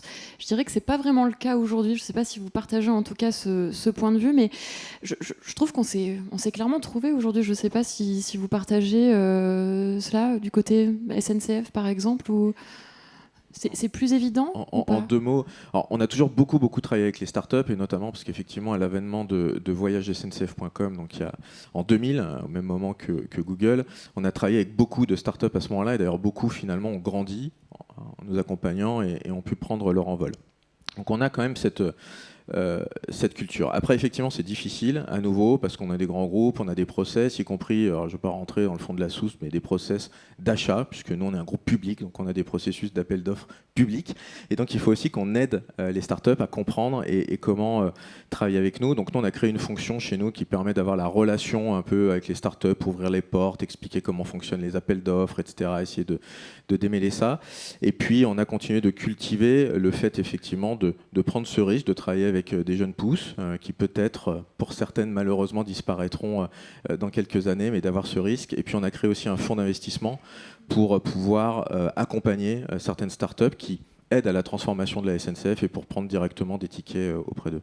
Et je précise d'ailleurs que la SNCF organise une masterclass tout à l'heure sur le sujet de la collaboration entre les startups et les grands groupes, que je vous invite vivement à y assister. Anne-Sophie, je me tourne vers vous. Le groupe CMA-CGM est très impliqué ici sur le territoire, notamment avec l'incubateur accélérateur The Box. Comment ça s'est passé justement, ce tissage de liens avec les startups, et pourquoi, selon vous, il est si indispensable pour un grand groupe d'innover ? Il est indispensable parce qu'on a au sein de la CMA-CGM, comme dans beaucoup d'autres entreprises, un énorme challenge à relever qui est la décarbonation de nos activités, le fait de limiter notre empreinte carbone. Et c'est un énorme challenge parce qu'on n'a pas beaucoup de temps, parce que certainement qu'on ne connaît pas toutes les solutions dont on a besoin aujourd'hui, et pour autant on ne peut pas attendre pour agir. C'est pour ça que la CMA-CGM s'est rapprochée du monde des startups, a créé cette structure The Box, l'a essaimée un peu partout dans le monde pour être au plus proche des startups. Si je peux donner 2-3 exemples, c'est quoi la décarbonation pour qu'on comprenne ce qu'il y a derrière ? Se décarboner, c'est d'abord réduire nos consommations d'énergie, de carburant, d'électricité. Sur un bateau, par exemple, ça peut vouloir dire de mettre un brise-vent à l'avant du bateau pour que ce bateau file mieux et consomme moins d'énergie. Un brise-vent, c'est une innovation. On le teste, on fait de la R&D, on le teste sur un premier bateau, on se rend compte que ça marche et ensuite on industrialise. Le deuxième levier pour se décarboner, c'est de changer, de passer de fuels fossiles à des fuels qu'on appelle bas carbone ou alternatifs, qui sont soit d'origine biologique, soit d'origine de synthèse. Ça aussi, c'est de l'innovation.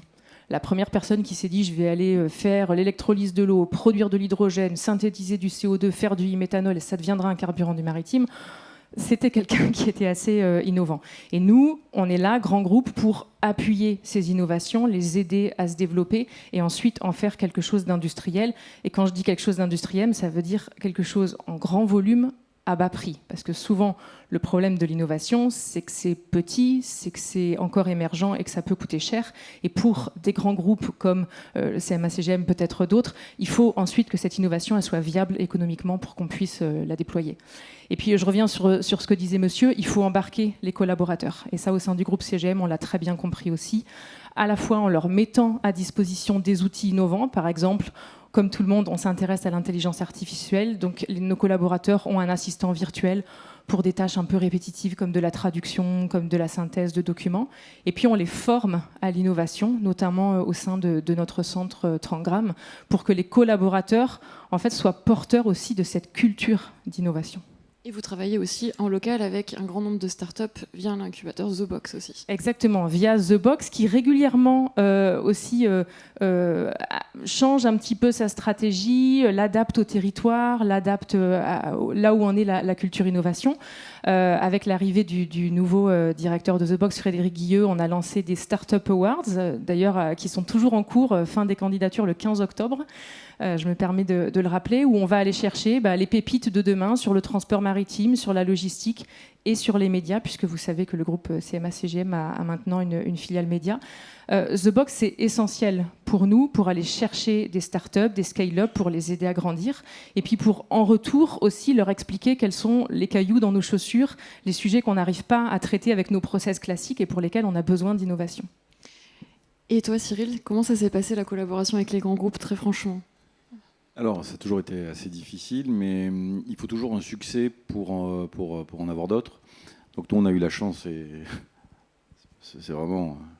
C'était pas prévu, mais nous, notre premier beau contrat c'était en 2017 avec la SNCF, où on a équipé les 23 000 agents. Ce que je peux dire, c'est que on est tous impliqués dans l'écosystème économique, techno. Pour ma part, je mets un point d'honneur à ce que les grands groupes français, plus particulièrement les groupes de l'État, détenus par l'État, puissent être aidés par le Code de la commande publique. C'est un axe fort que je veux défendre et que je participe d'ailleurs à des groupes de travail avec certaines personnes de la SNCF, puisque la préférence nationale n'est pas aujourd'hui légitime, mais elle peut le devenir si chaque entreprise française, que ce soit une petite entreprise locale ou un groupe local ou une TI, ait assez d'arguments pour pouvoir mettre en lumière sa qualité RSE, passer ces 380 milliards d'euros dépensés chaque année par les 82 groupes de l'État. Donc vous imaginez, on a une place à prendre quand même. Et là-dedans, vous allez avoir la commande publique qui intègre un certain nombre de contraintes, et certaines entreprises locales ne peuvent pas y répondre parce qu'elles sont trop petites, et d'autres entreprises de taille intermédiaire doivent faire face à des colosses, souvent au-delà de l'Europe, qui viennent avec d'autres moyens, du dumping parfois, d'autres idées, mais qui n'ont pas d'autres forces comme nous. Nous avons une force, c'est qu'on va vraiment défendre la proximité, mais également la durabilité et l'usage. Donc ce que je veux vous dire, c'est que, il faut plutôt ouvrir le discours, et ça aujourd'hui, il est ouvert. Il y a beaucoup de grands groupes, et la SNCF en est un exemple, pour pouvoir se projeter avec eux et dessiner les offres de demain ensemble, parce qu'on est souvent une petite entreprise, elle est plus flexible, une TI aussi, on sait investir en fonction des besoins. Et puis ensuite, il y a une vraie prise de conscience, et on en parlait encore la semaine dernière lors de ce groupe de travail, il y a une transition culturelle. Les acheteurs ont un gros travail à faire sur la qualité des bordereaux, la relation avec la commande publique, mais aussi une connaissance. Parfois, il existe des tas de textes qui nous permettent d'être pertinents. Il y a la loi AGEX, il y a un certain nombre d'éléments qui mettent en lumière le fait que la durabilité, les atouts d'une entreprise locale et française ou européenne vis-à-vis d'une autre entreprise sont assez lisibles. La RSE, c'est un axe central. Et je ne vais pas dire qui a dit ça, mais un des membres a dit moi, passer des commandes à une entreprise française, c'est réindustrialiser la France. De façon simple, nous, on s'est se projeter dans 2, 3, 4 ans. On a déjà commencé à intégrer notre R&D. Une partie de nos accessoires sont fabriqués en France. Mais on peut aller beaucoup plus loin s'il y a une vraie prise de conscience dans la structure d'achat. C'est vraiment la structure d'achat qui dicte en parallèle avoir une vraie connaissance du code de la commande publique. Voilà, bon, ça c'était ma parenthèse code commande publique. Il y a encore du boulot là-dessus, c'est ce que tu dis, quoi. Énormément, oui. Ouais. Si je peux rebondir, ce qui est intéressant aussi de voir, c'est aussi une autre transition auquel moi j'assiste, c'est que l'innovation avec la tech, au début, on avait quand même pas mal de groupes, il y avait une forme de innovation washing ou de startup washing, voilà, on s'associe avec des startups, etc., où on a son propre programme d'accélération parce que ça peut faire joli, et on n'est plus du tout dans ça, dans ce qu'on vient de décrire, et on voit même quelque chose d'autre. Nous, ça fait pas mal de temps côté Microsoft qu'on l'a fait sur l'IA, on l'a fait sur les sujets d'environnement, etc. Ce que je vois, c'est que sur des sujets qui sont extrêmement pointus, qu'ils soient tech ou qu'ils soient parce qu'ils sont sociétaux et qu'ils ont besoin d'être résolus à plusieurs, on voit une approche écosystémique. C'est ce qu'on a essayé de faire avec nos programmes d'accélération, c'est de se dire, voilà, on peut se mettre à plusieurs acteurs industriels, plusieurs acteurs qui ont un domaine d'expertise et apporter le meilleur à la start-up. Si je prends un exemple de ce qu'on a fait par exemple sur les sujets de l'environnement, de se dire voilà, on va avoir un acteur industriel qui est spécialisé, qui va apporter son expertise technique, qui derrière apportera peut-être aussi le carnet de chèques, parce que c'est important de passer des commandes, mais aussi un acteur qui est spécialisé dans le financement de la start-up, un acteur qui est spécialisé dans la tech, bon en l'occurrence là, dans l'exemple que je donne, c'était Microsoft, et de se dire on se met à plusieurs et on apporte le meilleur en mode écosystémique dans une industrie ou dans un domaine pour faire émerger ou accélérer des startups et des entreprises sur le territoire local ou national. Je rebondis sur cette notion d'impact RSE. Ici, c'est vraiment l'ADN du Grand Bain, puisqu'on réfléchit toute la journée sur la tech inclusive et durable. On a noté une particularité, Henrik, chez vous, où votre poste, je relis l'intitulé de votre poste, directeur intelligence artificielle et impact social chez Microsoft. C'est assez neuf, ça, de justement pouvoir lier à la fois la technique, intelligence artificielle, et la thématique impact. Comment ça s'est fait? Est-ce que vous êtes le seul dans ce cas? Je suis curieuse de savoir. En fait, juste pour que tout le monde ait les clés de lecture, moi je porte chez Microsoft France, on va le dire très simplement, tout ce qui n'est pas business autour de l'IA. Donc voilà, c'est très simple. On a un grand plan stratégique maintenant depuis 4 ans, puisque ça a commencé depuis 2018 avec quand on a vu AI for Humanity, le grand plan de Macron après le rapport Villani, etc. Et on s'est dit, il faut qu'on puisse contribuer aux enjeux de l'IA sur le territoire français. Ça existe dans d'autres pays, je ne suis pas le seul comme ça, mais ça veut dire comment Microsoft peut mettre en place des initiatives qui contribuent à des enjeux nationaux et à des enjeux sociétaux. Donc on a 4 domaines de travail. Moi je porte des choses qui relèvent de l'innovation, comment on accélère des petites, des moyennes entreprises, mais aussi des startups. Je ne fais pas de distinguo entre PME et start-up, mais souvent on voit start-up très tech, mais il y a aussi la TPE. Il y a des domaines sur les sujets d'IA responsable, parce que on a besoin de travailler à plusieurs sur ces sujets de qu'est-ce que c'est qu'une IA responsable, pas que sur le domaine réglementaire. Donc voilà, donc on a des collectifs où on travaille ensemble. Il y a un énorme sujet sur les compétences et l'emploi. Et donc on a pris des gros engagements de toucher et de sensibiliser, de former 1 million de Français à l'intelligence artificielle. On s'est dit 2027, mais on va essayer de le faire cette année, en 2025. Et là, je suis pas en train de dire les former à la technologie Microsoft, j'ai dit à l'IA, parce qu'il y a des véritables enjeux pour qu'on soit tous des citoyens éclairés, si je puis dire. Mais aussi une dimension sociétale. Je veux dire, comment je peux mettre l'intelligence artificielle justement pour aider des entrepreneurs à impact, pour aider des associations dans le domaine de la diversité, de l'inclusion, de l'environnement, etc.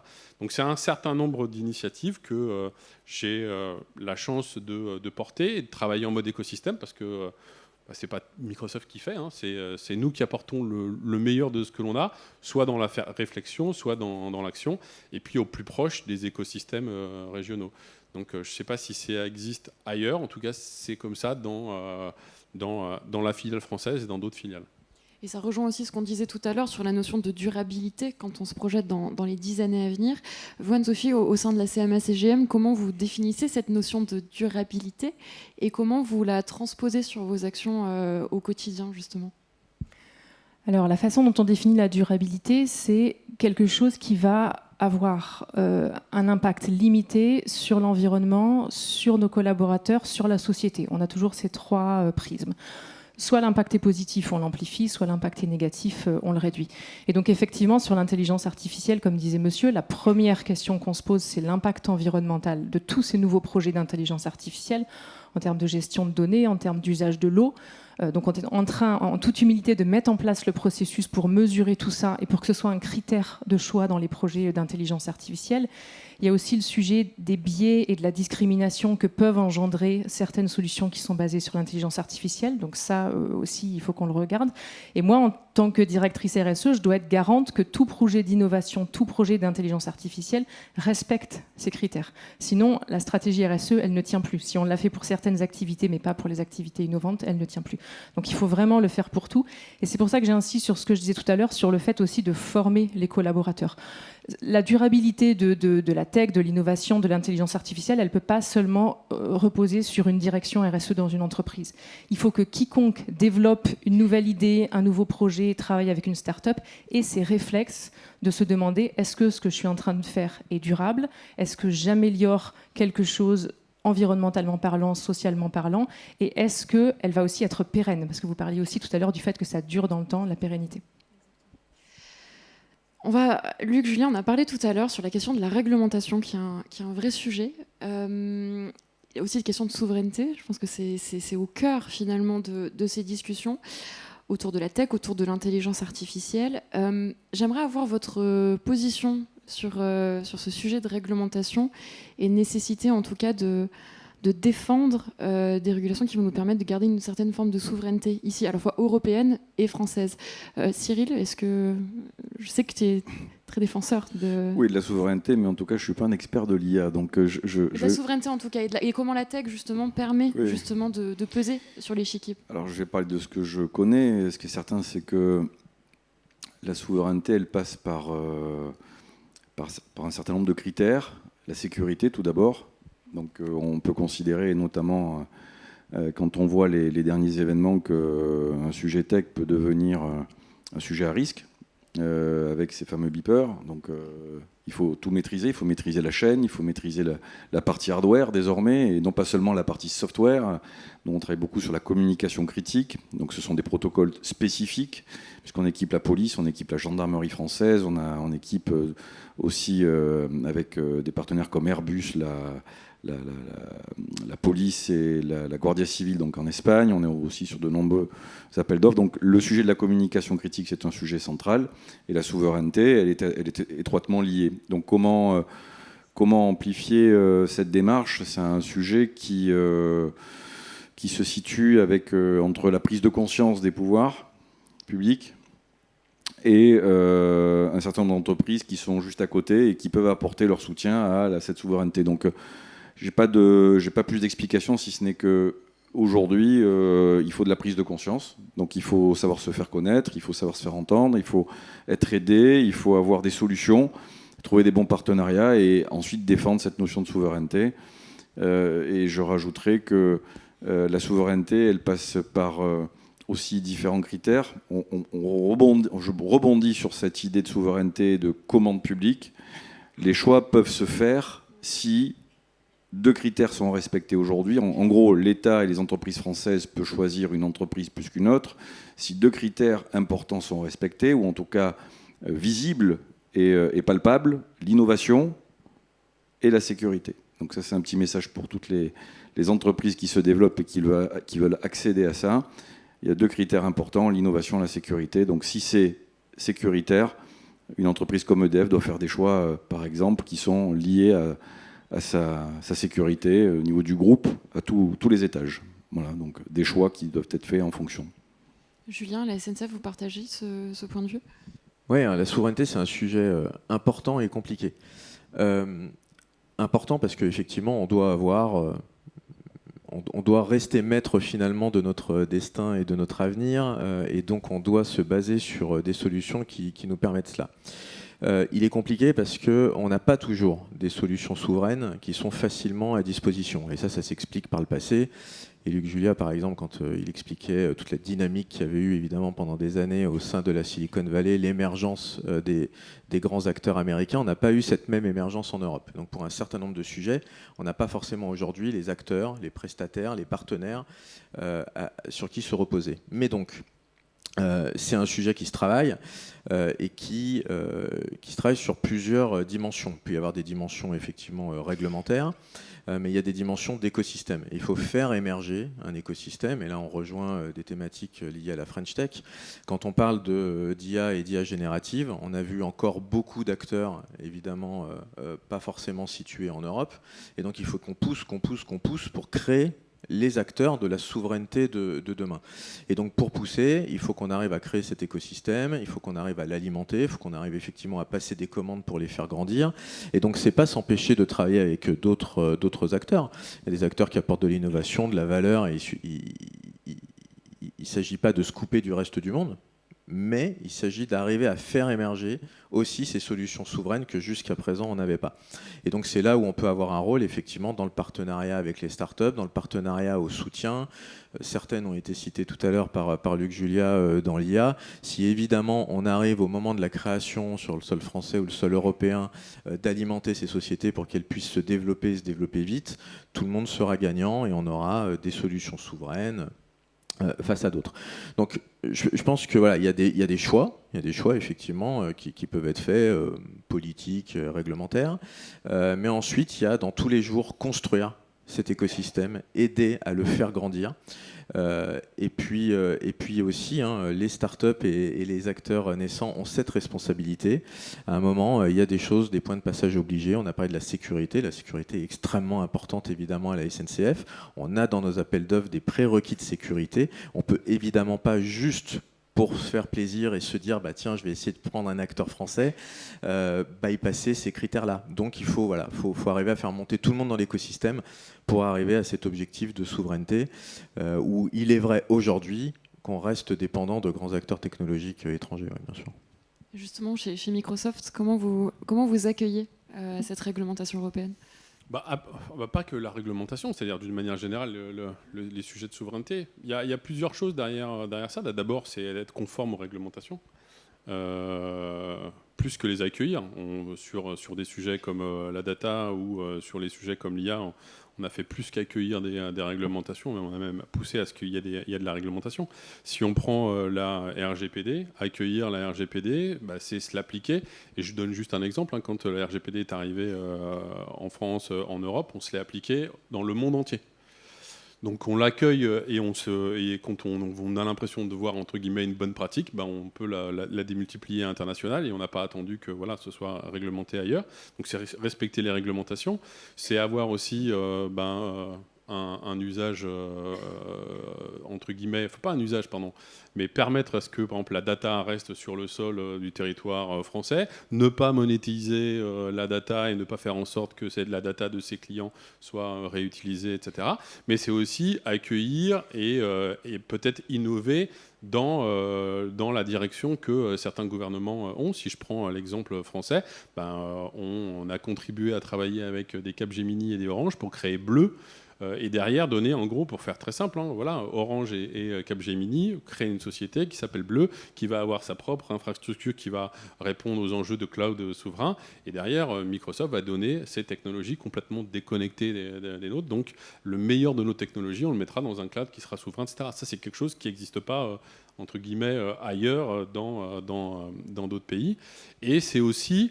comme on vient de le dire, c'est se dire être souverain, c'est permettre aux pays, en l'occurrence, et aux pépites qui sont sur le pays, de grandir et de devenir, je ne sais pas si c'est le terme licorne, parce que souvent on voit la valorisation boursière, mais en tout cas des beaux acteurs, on est ravis de pouvoir aider un Mistral avec le meilleur de nos techs, et heureusement qu'ils ont aussi d'autres acteurs américains, etc. Donc aider des plus petits, entre guillemets, à grandir et à monter sur les épaules des gros comme à Microsoft.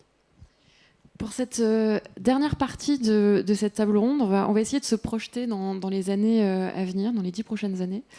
Anne-Sophie, par exemple, la CMA-CGM, dans 10 ans, qu'est-ce qu'elle fera ? Alors, elle se sera certainement encore diversifiée, puisque c'est notre ADN. Elle sera sur le chemin de la décarbonation, ça j'en suis sûre. Et elle sera, je pense, toujours en contact avec le monde de l'innovation. Moi, en tant que directrice RSE, je suis extrêmement concernée par toutes les questions de changement climatique. Donc, je vous disais tout à l'heure, limiter notre impact sur l'environnement, mais aussi regarder comment l'environnement va venir nous affecter. Et sur le changement climatique, ces derniers mois, ces dernières années, vous avez lu les journaux comme moi, vous avez vu le problème de sécheresse sur le canal de Panama, la sécheresse de la rivière Amazon. Tous ces phénomènes-là, on sent qu'ils arrivent, mais on ne les connaît pas. Et je suis incapable, et je pense que personne n'est capable de vous dire ce qu'on va voir et à quoi on va être confronté pendant les 10 prochaines années. Ce dont je suis persuadée, par contre, c'est qu'il va falloir qu'on soit suffisamment agile, même si j'aime pas forcément ce mot qui est un peu fourre-tout, mais en tout cas, on va devoir s'adapter à ces phénomènes, on va devoir trouver des solutions, on va devoir embarquer aussi tout le monde avec nous, parce qu'il ne faut pas qu'une solution qui est intéressante d'un point de vue environnemental, elle ne soit pas intéressante d'un point de vue social.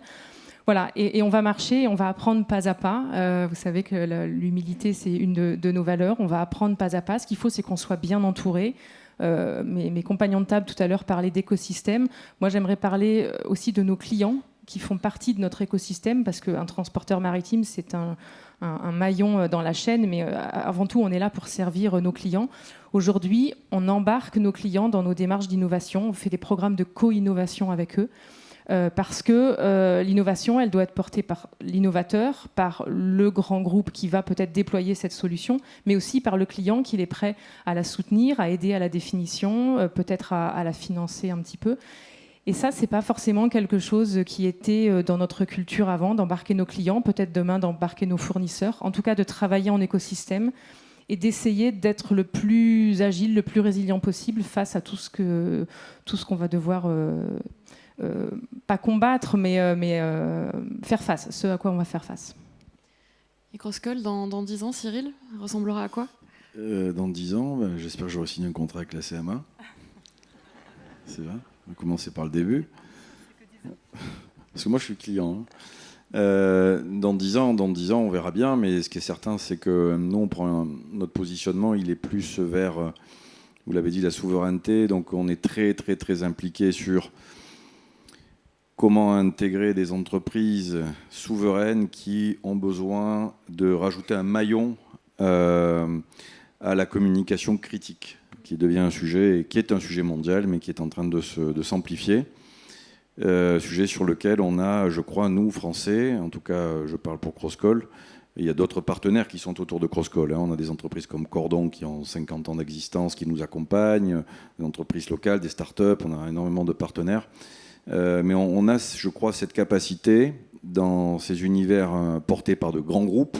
Et encore une fois, on a besoin de ces grands groupes. On a quand même autour de moi la SNCF, Microsoft et la CMA. Donc, ils portent l'avenir.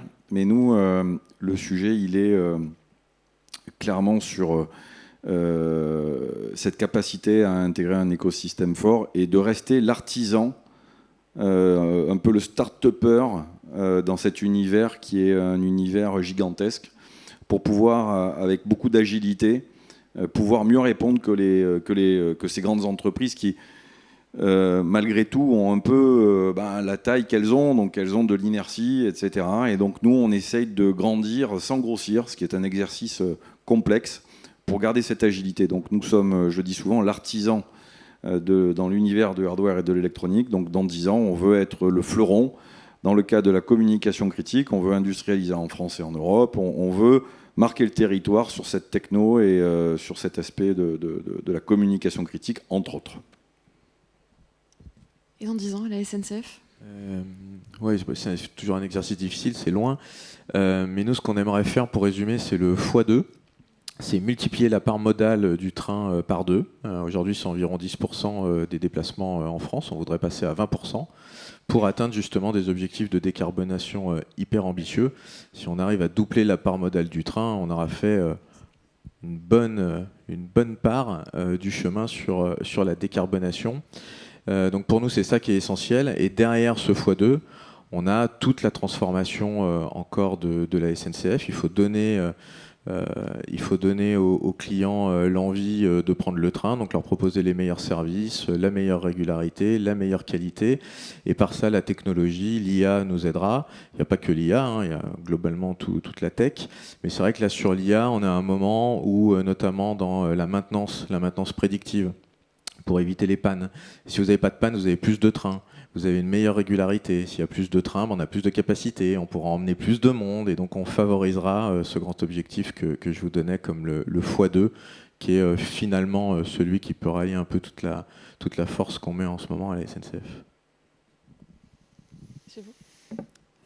Moi, j'ai envie de voir, on va dire, 3 ou 4 aspects. Je pense que la première chose, c'est de se dire il faut qu'on ait, c'est plus ou moins le cas chez ce qu'on essaie de faire chez Microsoft, mais d'une manière générale, une innovation qui fait du sens. Qui fait du sens, c'est-à-dire qui apporte de la valeur déjà métier. Luc Julia parlait du marteau tout à l'heure. C'est pas parce qu'on a un marteau maintenant que tout doit ressembler à un clou, quoi. Donc de temps en temps, oui, peut-être pas l'IA générative pour faire certains trucs, mais en grosso modo qu'on continue à innover pour apporter de la valeur métier ou apporter de la valeur pour résoudre des véritables problématiques et des problématiques sociétales. Donc une innovation qui a du sens, une innovation qui est responsable et soutenable. Donc là, on a un peu de travail, tous autant qu'on est, sur cette dimension éthique, sur la soutenabilité. En tant que gros acteur en tech, on a du pain sur la planche et voilà, et on le voit tous les jours. Et on est très humble vis-à-vis de ce sujet-là. Et puis aussi une innovation, je pense, qui doit être encore plus, parce que c'est dans la mission déjà de Microsoft, mais plus inclusive et accessible. Inclusive parce que ça permet à tout le monde aujourd'hui de faire des choses, mais d'avoir un job même dans la tech, etc. Et accessible parce que oui, c'est très facile d'utiliser un agent conversationnel, mais quand je dis accessible, il faut qu'on soit tous des citoyens éclairés. Donc il y a un véritable enjeu de sensibilisation, de formation, que ce soit sur la cyber ou l'IA, etc. Donc voilà, et accessible parce que c'est à la portée de tout à chacun, mais en étant éclairé. Et moi, transversalement à ça, j'ai envie d'imaginer que, voilà, si je parle de l'intelligence artificielle, je suis intimement convaincu que l'IA, elle est là pour amplifier notre ingéniosité. C'est nous qui sommes ingénieux, c'est nous qui sommes créatifs, pour paraphraser, c'est nous qui sommes empathiques, c'est nous qui sommes avec un esprit stratégique. Moi, je pense qu'on a une opportunité de remettre encore un petit peu plus d'humain au centre. Et si on parle, et là c'est le citoyen français et européen qui va parler, moi je suis intimement persuadé qu'il y a une opportunité en France et en Europe de se saisir des technologies d'une manière générale et d'innover parce qu'on va avoir des cas d'usage ici qui vont naître ici sur notre territoire et une innovation qui sera responsable parce qu'elle sera comme nous, Européens, on a envie de l'avoir et pas, entre guillemets, subie parce qu'elle arrive de la côte ouest ou du côté asiatique. Et puis on va terminer sur la question qu'on pose tout le fil de cet après-midi. Je vais vous demander de répondre hyper rapidement et de façon super concise. Vous ne travaillez plus dans votre job actuel, vous décidez de tout plaquer pour être entrepreneur ou redevenir entrepreneur. Qu'est-ce que vous faites ? Je ne sais pas dans quelle direction, mais il y a forcément de la tech. Voilà, je suis tombé dedans quand j'étais petit. Je voulais inventer des choses pour changer la vie des gens. Donc il y a de la tech. J'ai une boîte qui est B Corp by Design. Et voilà, j'essaye de, pour paraphraser ce qui a été dit, résoudre le caillou dans la chaussure. Pas forcément que j'ai moi, mais d'autres. Et voilà, peut-être un truc autour de la biodiversité et de la tech. Je ne sais pas, voilà. Moi, je crois que je ferai quelque chose avec les enfants parce que j'observe que les enfants ont plein d'idées hyper brillantes quand ils sont petits. Et que quand ils grandissent, ils se freinent en se disant c'est pas possible, non, ça marchera jamais, etc. Donc quelque chose qui irait chercher les idées au moment où elles sont brutes, pures, et qui arrive à les exploiter.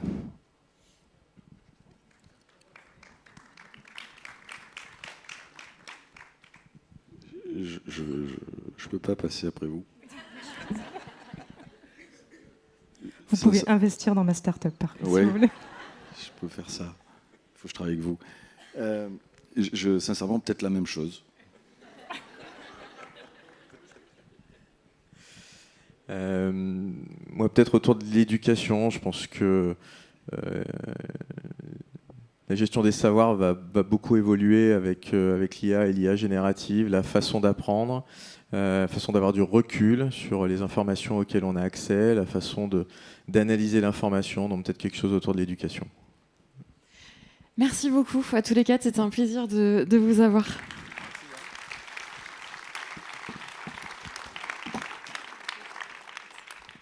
Juste avant la pause, on a un dernier tête-à-tête, et pas des moindres, merci à vous. Je suis ravie d'ailleurs. Alors Marguerite, c'est très compliqué de trouver des qualificatifs pour parler de toi, donc je vais dire que tu es au comité de direction de l'Institut Montaigne, que tu as été la patronne de la BNP Paribas. Je vous demande d'accueillir Marguerite Bérard. Vous allez découvrir une personnalité absolument extraordinaire. Bonjour Marguerite.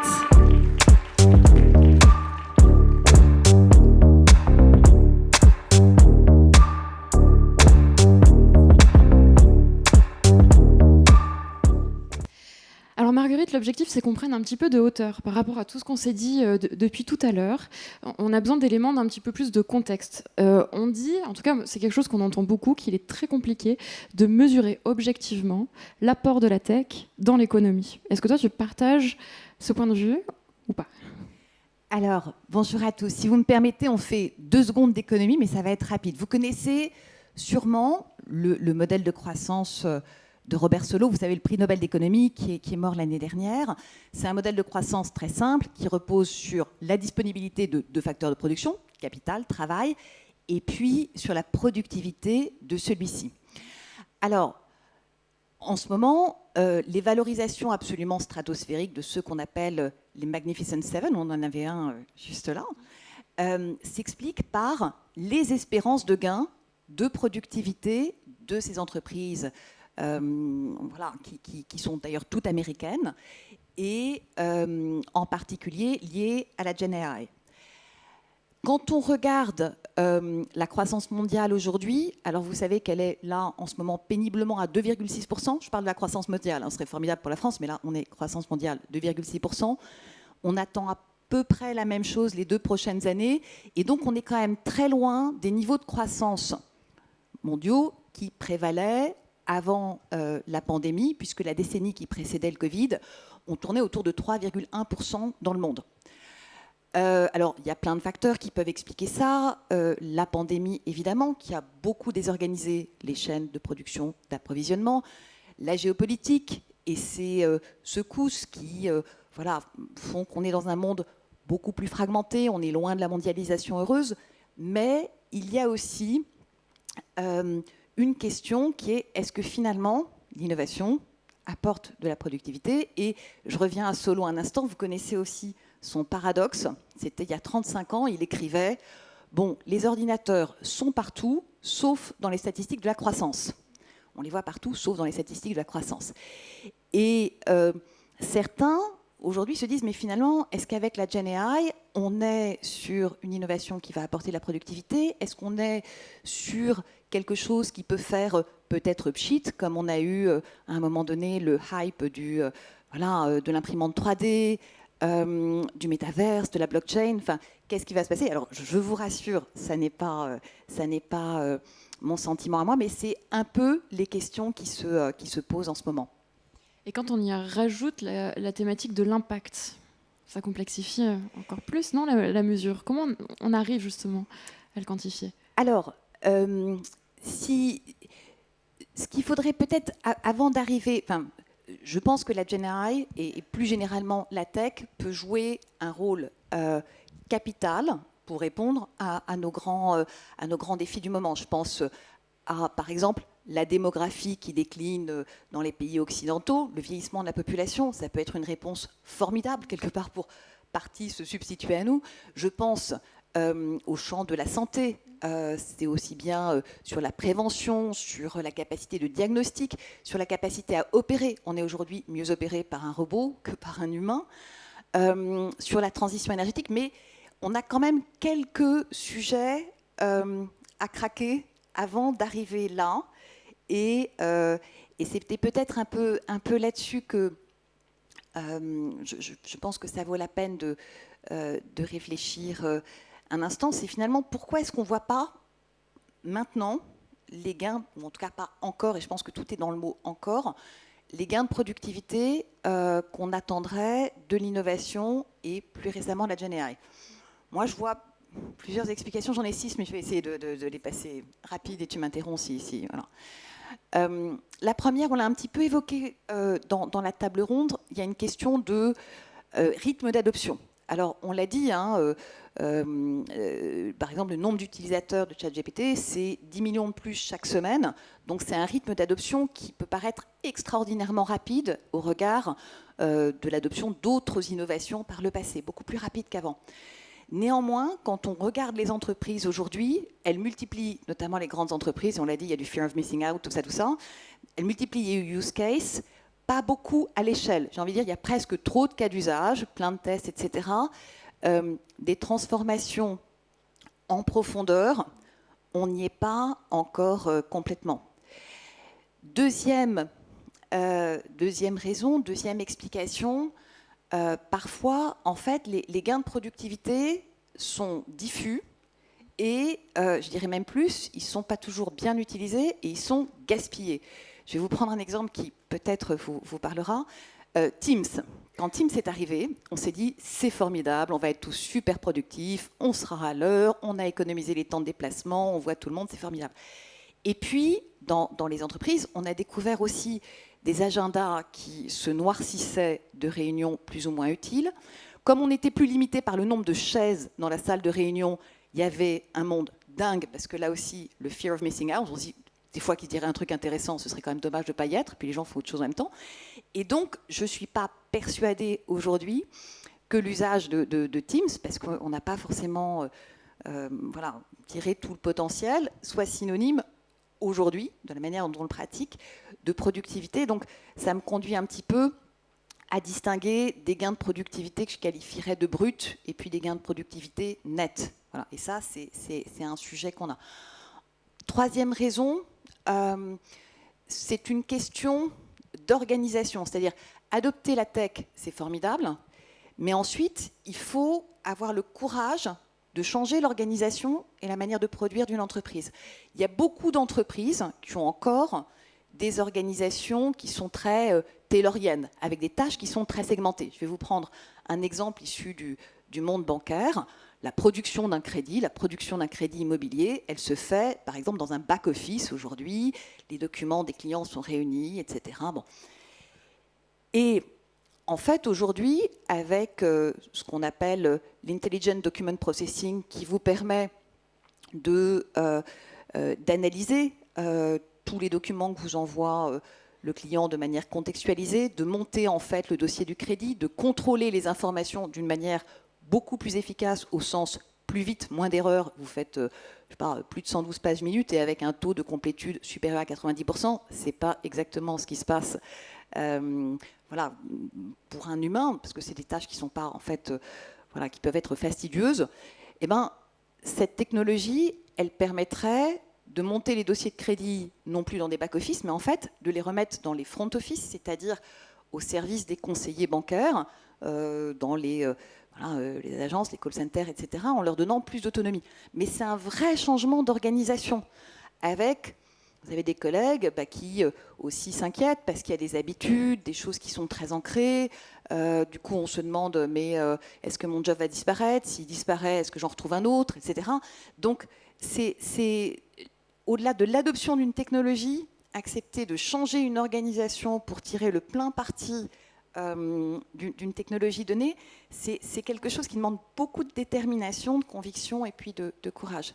Ensuite, et j'étais très intéressée de voir que dans la table ronde où vous évoquiez les questions d'éducation, se pose la question avec la tech de quel type de talent on a besoin aujourd'hui, demain. Enfin, je ne sais pas si vous avez fait comme moi pour certains d'entre vous, mais on s'est dit il y a quelques années, oulala, pénurie de codeurs, il faut que nos gamins sachent coder. Donc moi, ils ont fait des cours de Scratch, je me disais après ça, ils vont coder en Python, tout ça, c'est du bon.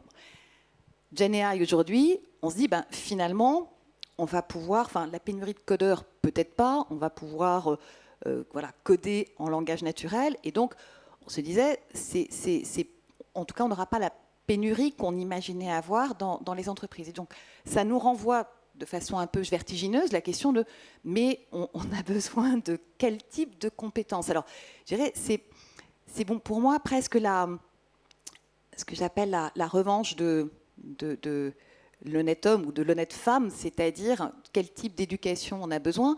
Finalement, d'une éducation peut-être humaniste qui croise beaucoup de champs de connaissances, qui permettent de comprendre un système, qui permettent d'exercer son jugement, qui permettent de démêler le vrai du faux, qui permettent de continuer à apprendre. Et c'est extraordinairement important parce que c'est ce type de compétences-là dont on a besoin. Il y a un exemple qui m'a marqué, c'était il y a quelques mois. Je ne sais pas si vous avez suivi, c'était assez drôle. C'était la copie du bac philo, je crois que c'était juin 2023, le sujet. Le bonheur est-il affaire de raison? Raphaël Enthoven contre ChatGPT. On est en juin 2023. Raphaël Enthoven, le philosophe, a 20 sur 20. ChatGPT n'a que 11 sur 20. Alors on pourrait se dire, ouais, mais il était encore en phase de progression, tout ça. Et puis j'ai discuté avec des gens qui avaient été le jury de cette copie. Et en fait, il y avait un catch dans l'histoire, c'est que les prompts de la copie de l'intelligence artificielle avaient été rentrés par des informaticiens. Vous auriez mis des philosophes pour rentrer les prompts, je ne sais pas si ChatGPT aurait eu plus de 11 sur 20, mais à mon avis, le résultat aurait pu être assez différent. Et ça revient à mon sujet d'éducation. Je ne sais pas si vous connaissez la phrase de la Bible, c'est « Tu ne me chercherais pas si tu ne m'avais pas déjà trouvé ». Pour trouver des bons prompts, faut savoir ce qu'on cherche. Et à mon avis, en termes de formation de talent, c'est là-dessus qu'il faut aller. Mais c'est évidemment je pense que c'est un truc qui est extraordinairement exigeant. Après, dans les défis qu'on a à craquer, et là, je reprends aussi une casquette européenne, on a un sujet qui est que nos Magnificent Seven, ils sont tous américains, ils drainent tous les investissements, ils sont assez hégémoniques. Et, comment dire, pour l'instant, ils sont en phase de conquête d'audience. Donc, en gros, ils ne facturent à leurs clients que 10% des coûts. Mais certains ont peut-être vécu l'expérience dans d'autres techs. On peut penser au cloud, par exemple, où vous avez dit, c'est formidable, je variabilise mes coûts, etc., ça va être le paradis. À un moment donné, quand la dépendance se crée, eh ben, le prix monte et c'est en fait assez compliqué de... voilà, c'est la loi de l'offre et la demande, c'est assez compliqué de capturer les gains matériels de la tech parce qu'il y a une partie que vous payez par cette dépendance que vous êtes créée à des grands fournisseurs de large language models, etc. Alors, ça invite à plein de réflexions sur ce qu'on peut développer et comment on évite cette dépendance, mais en tout cas, il faut l'avoir présente à l'esprit parce que à un moment donné, le prix monte, surtout quand il y a peu de fournisseurs. Et puis, un dernier point quand même, pour que ça rejoigne ta question aussi, c'est comment est-ce qu'on fait pour que cette tech ait un impact positif? Il y a quand même un truc qu'on n'a pas complètement craqué non plus, et je termine là, parce qu'en plus, je vois le compteur qui est... Ah, il clignote. Oui, il clignote, et il me dit qu'on a dépassé le temps, donc je termine juste avec ça. C'est la question de la consommation de ressources. Parce que aujourd'hui, une requête ChatGPT, elle coûte 10 fois plus, consomme 10 fois plus en énergie qu'une requête Google. 10 fois plus. On estime que dans 2 ans, les usages que nous faisons du GenAI représenteront, donc on est juste dans 2 ans, hein, l'équivalent de la consommation d'un pays comme le Japon. Et il y a un truc qui est voilà, on sait que notre consommation d'énergie n'est pas infinie, que les ressources de la planète ne le sont pas non plus. Donc, parmi les trucs qu'il faut qu'on traite, qu'il faut qu'on craque, mais c'est là où l'ingéniosité humaine est appelée voilà, à donner le meilleur d'elle-même, c'est comment est-ce qu'on arrive à avoir une technologie qui est quand même moins frugale. Enfin, qui est quand même moins consommatrice et plus frugale, dans le bon sens. Et est-ce que c'est ça que tu aimerais créer, du coup, si tu étais aujourd'hui... Ah ça, je pense que ce serait un vrai service à rendre à l'humanité, quand même. Mais il y a une bonne nouvelle qu'il faudrait qu'on partage, parce que après, sinon on se désespère. Et ça, je le dis pour toutes les entreprises innovantes qui sont là. Il y a un truc bien qui se passe en ce moment, c'est que les taux d'intérêt sont en train de baisser. Je le dis, oui, non, mais c'est important. Il faut dire qu'aux États-Unis, ils étaient au plus haut depuis 23 ans. Donc la Réserve fédérale américaine a commencé le mouvement mercredi dernier. La Banque centrale européenne, maintenant que l'inflation apparaît sous contrôle, l'avait précédé dans ce mouvement. Et je dis ça parce que, en fait, le taux d'intérêt, c'est pas juste important pour vous parce que c'est le loyer de l'argent et donc le prix de vos investissements, mais c'est aussi parce que pour l'investisseur, c'est une boussole sur son coût d'opportunité entre investir dans des entreprises matures, à rendement sûr, tout ça, mais voilà, peu risqué, et puis décider, quand les taux sont bas, que finalement, une entreprise qui a des rendements différés, même si elle prend plus de risques, et c'est le cas d'une entreprise innovante, va retrouver des couleurs. Et donc, je vous le dis quand même, ça ne répond pas à ta question sur ce que j'ai envie de faire pour participer à cet impact, mais je voulais finir sur une note un tout petit peu de positif quand même, parce que normalement, les financements vont redevenir... Ce ne sera pas l'année 22, ce ne sera pas la folle année 22, ça je pense que les taux d'intérêt négatifs et le monde sur liquide, on ne va pas le revoir, mais on devrait connaître quand même des conditions de financement de l'innovation plus faciles. Et donc si vous avez des idées pour une tech moins gourmande en énergie, n'hésitez pas, c'est le moment. Pierre Vert est au premier rang, si vous souhaitez aussi aller oui, voir je suis sûre qu'il y a d'autres banquiers dans la salle, mais il y a des banquiers dans la salle. Voilà. Merci beaucoup Marguerite, on était ravis de t'avoir. C'est maintenant l'heure de la pause, donc je vous propose de sortir et d'aller découvrir l'ensemble des masterclass et des startups qui vous présentent leurs innovations sur l'espace showroom. Et on se retrouve ici à 18h. Merci.